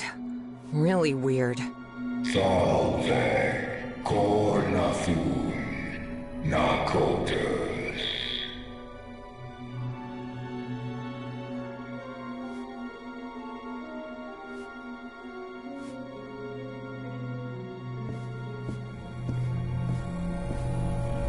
Driving motors? Dad and Uncle Mo's motor shop in Benoit? Moses, we're running out of money. If we don't get some cash soon, we'll have to shut the shop down. Yeah, well, that's easy for you to say. I've got a daughter to provide for.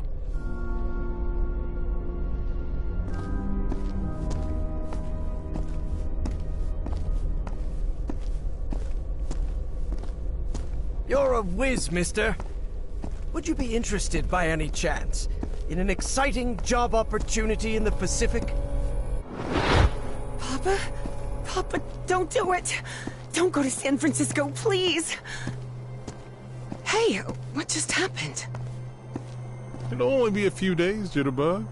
I'll be back before you can say Jack Robinson.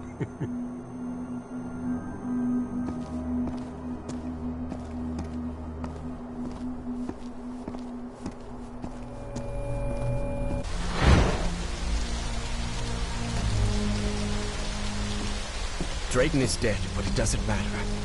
His death brings me closer to an answer. I'll do whatever it takes. The only thing that matters is Nora's life. Wait, no. That doesn't sound like the professor at all. Evie realized Bowen's lies were seeping into her thoughts.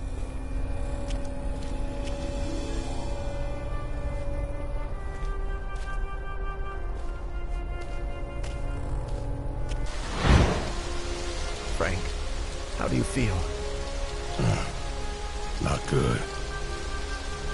But that doesn't matter anymore, Mr. Harry. Just listen to me.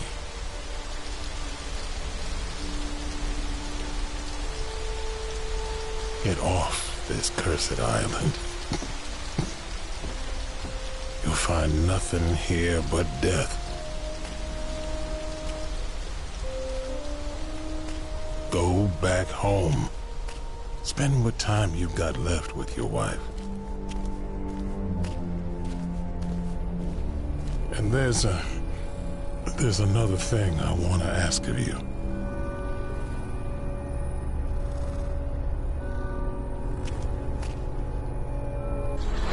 Where am I now?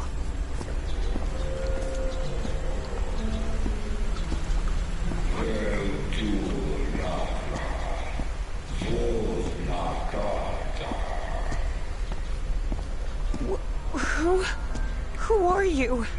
Salve, Cornathun, Nakotas. The great engineer?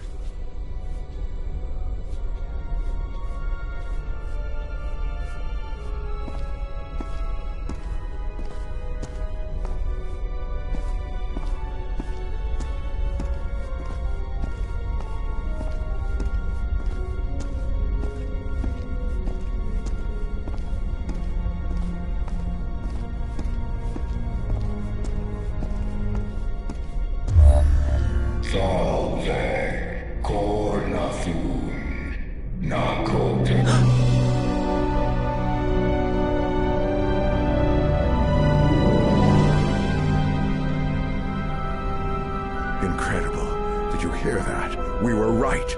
We finally found the coordinates. At last we know where Nakotis lies. Thanks for your cooperation, Miss Drayton.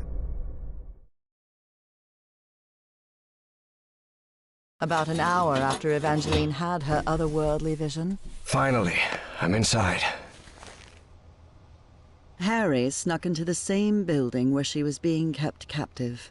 He had been there many years ago, when he was seeking funding for the Everhart expedition.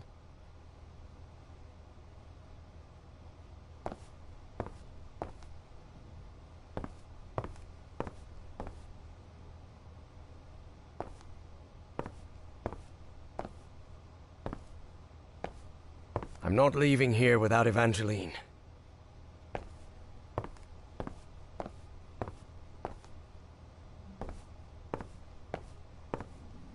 Miss Drayton, are you there?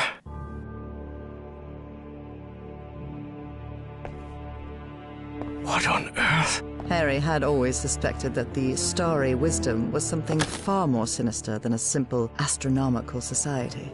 And as soon as he stepped into their inner sanctum, his worst fears were confirmed.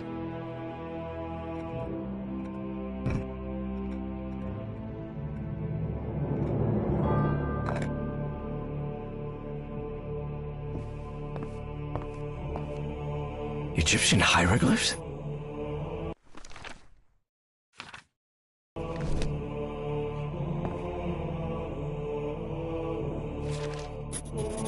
Apparently, the only way to get into the Pharaoh's office is by getting the right combination on the statues downstairs. And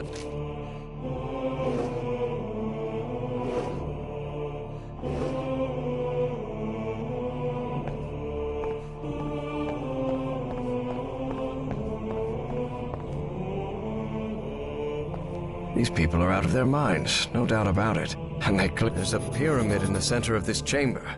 I wonder if... Certain sections of this pyramid seem to move. For a moment, Harry wondered whether it was a good idea to mess with the mechanism, but he quickly dismissed the thought. Even if it meant alerting someone, he had to find Evangeline and get out of there.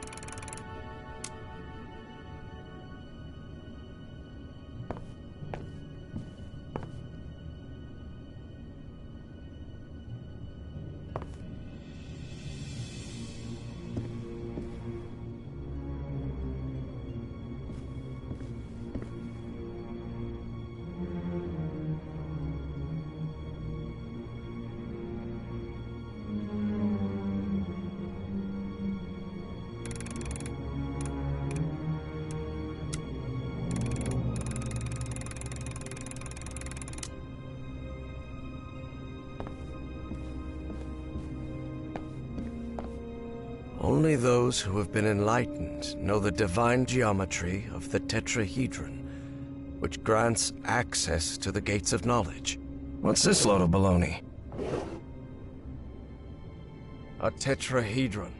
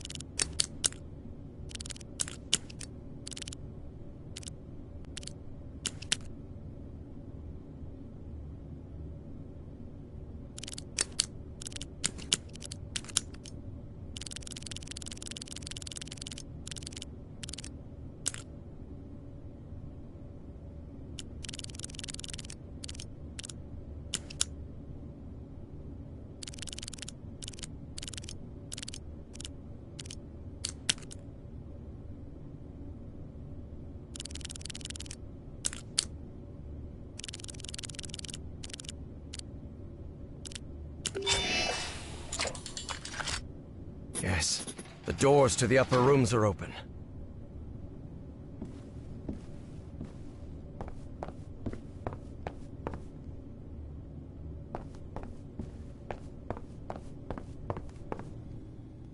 This looks like an astronomer's office. This book seems to recount traditions of ancient Egypt. This book seems to recount traditions of ancient Egypt.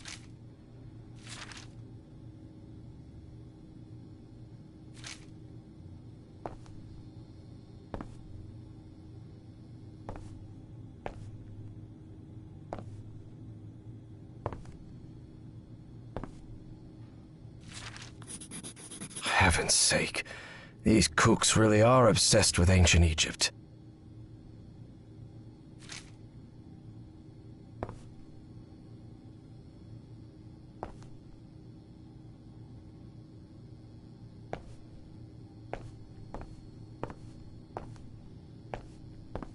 Different constellations. It would take a good eye to locate all of them in the night sky.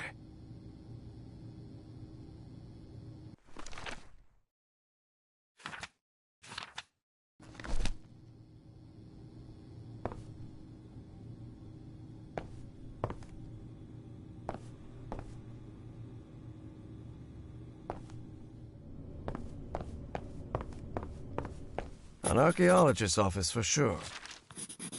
There's something written in German in these pages. Although Harry's German was a bit rusty, he understood what it meant.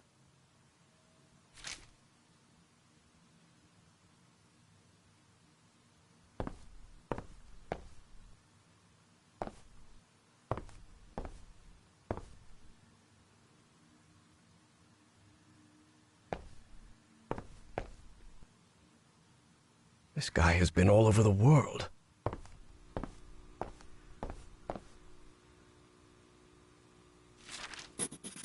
The letter laid bare the bad blood between...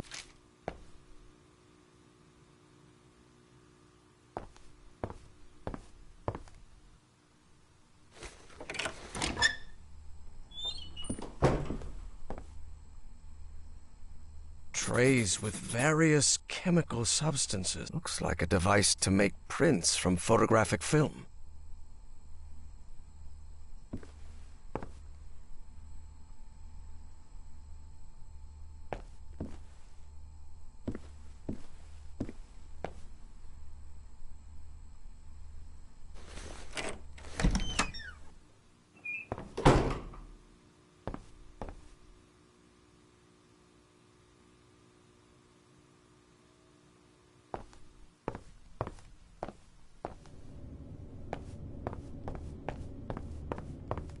This office looks expensive. Must belong to some sort of dilettante. What nonsense are they talking about now?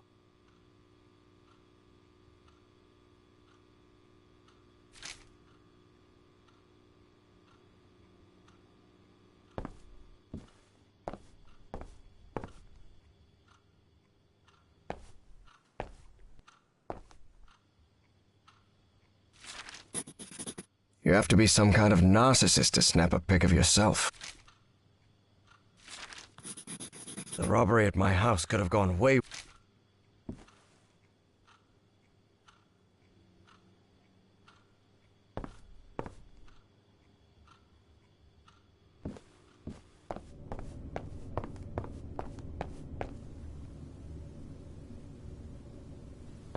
Just an office. But this couch... Maybe from a psychiatrist's office? Metronome still makes my skin crawl. He sounds glad to be rid of him. Pharaoh already announced the ritual positions. I'll have to be next to Orion nearly all year. Harry immediately recognized the voice of Dr. Frog in the Throat. I've always despised...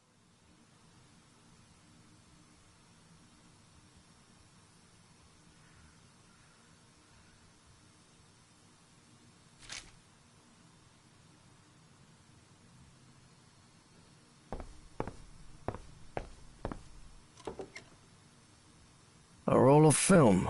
I wonder what's on it. 1955.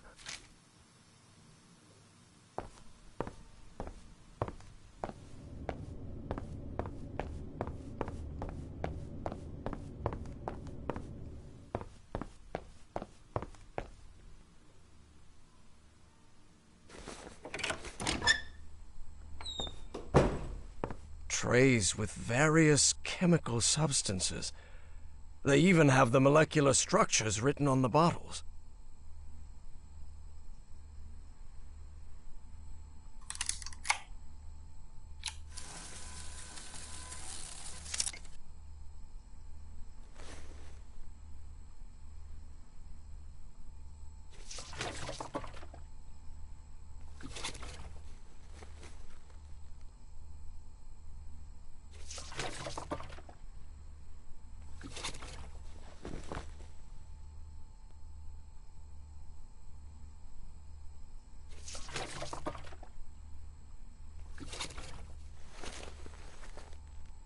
Drat, I messed it up. I should start again.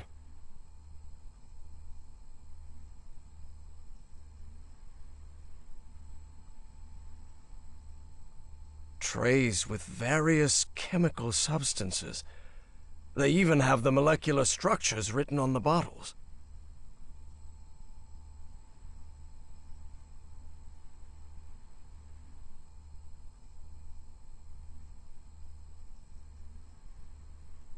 Trays with various chemical substances.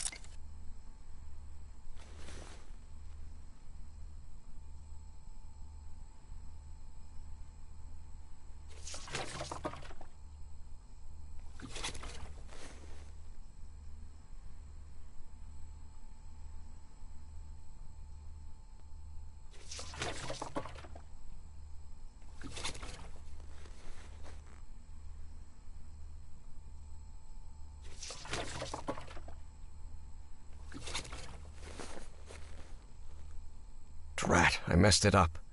I should start again.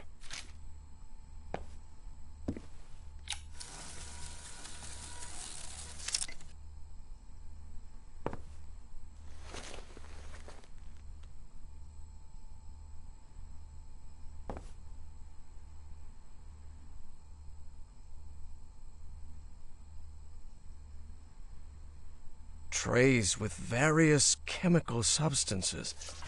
They even have the molecular structures written on the bottles.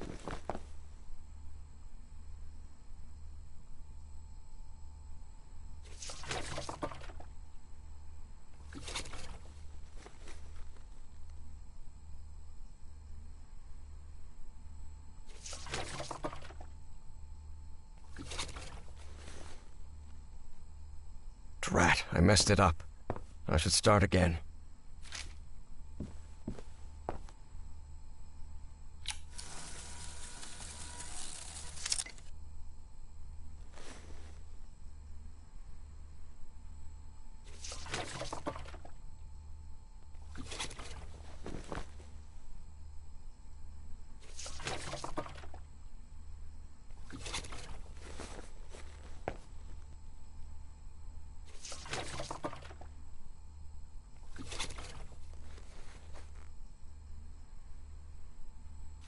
Good.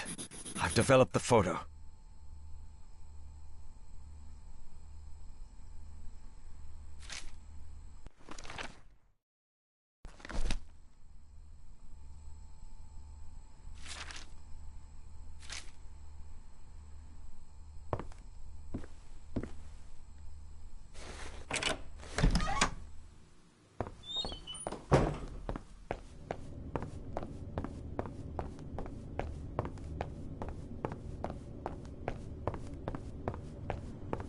This looks like a biologist's office.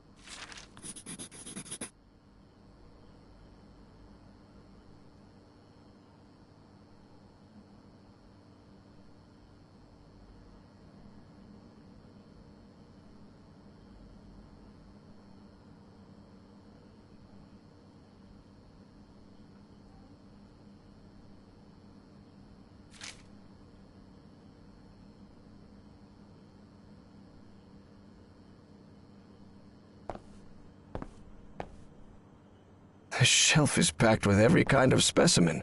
Looks like it came straight out of Dr. Frankenstein's lab.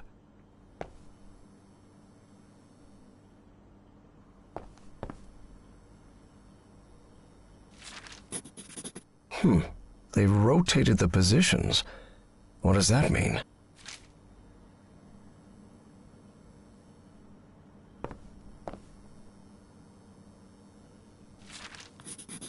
Looks like even kooky cultists have a love life. Who would have thought?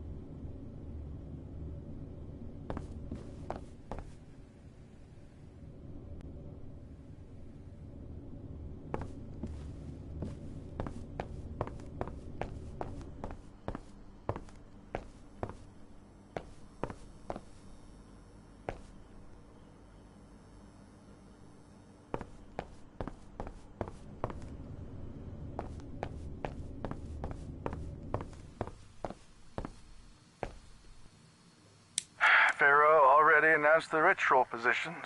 I'll have to be next to Orion nearly all year. Harry immediately recognized the voice of Dr. Frog in the Throat. I've always despised spoiled rich kids and Orions, no exception.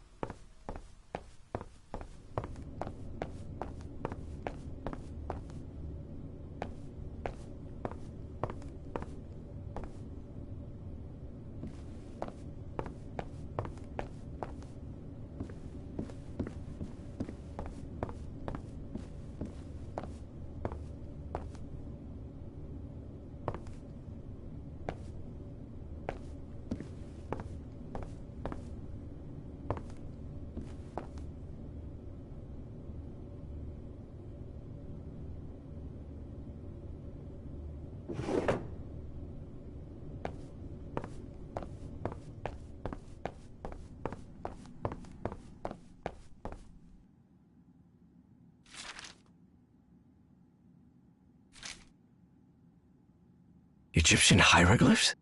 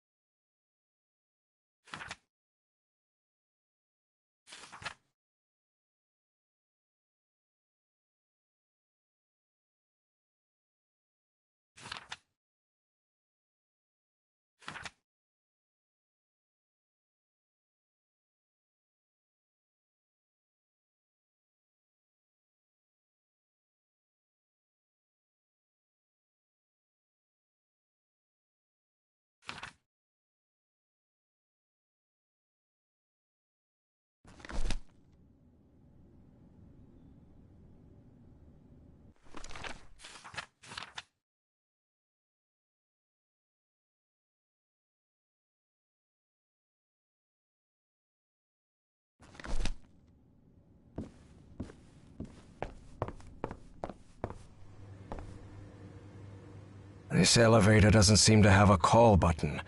I don't know what to do with it.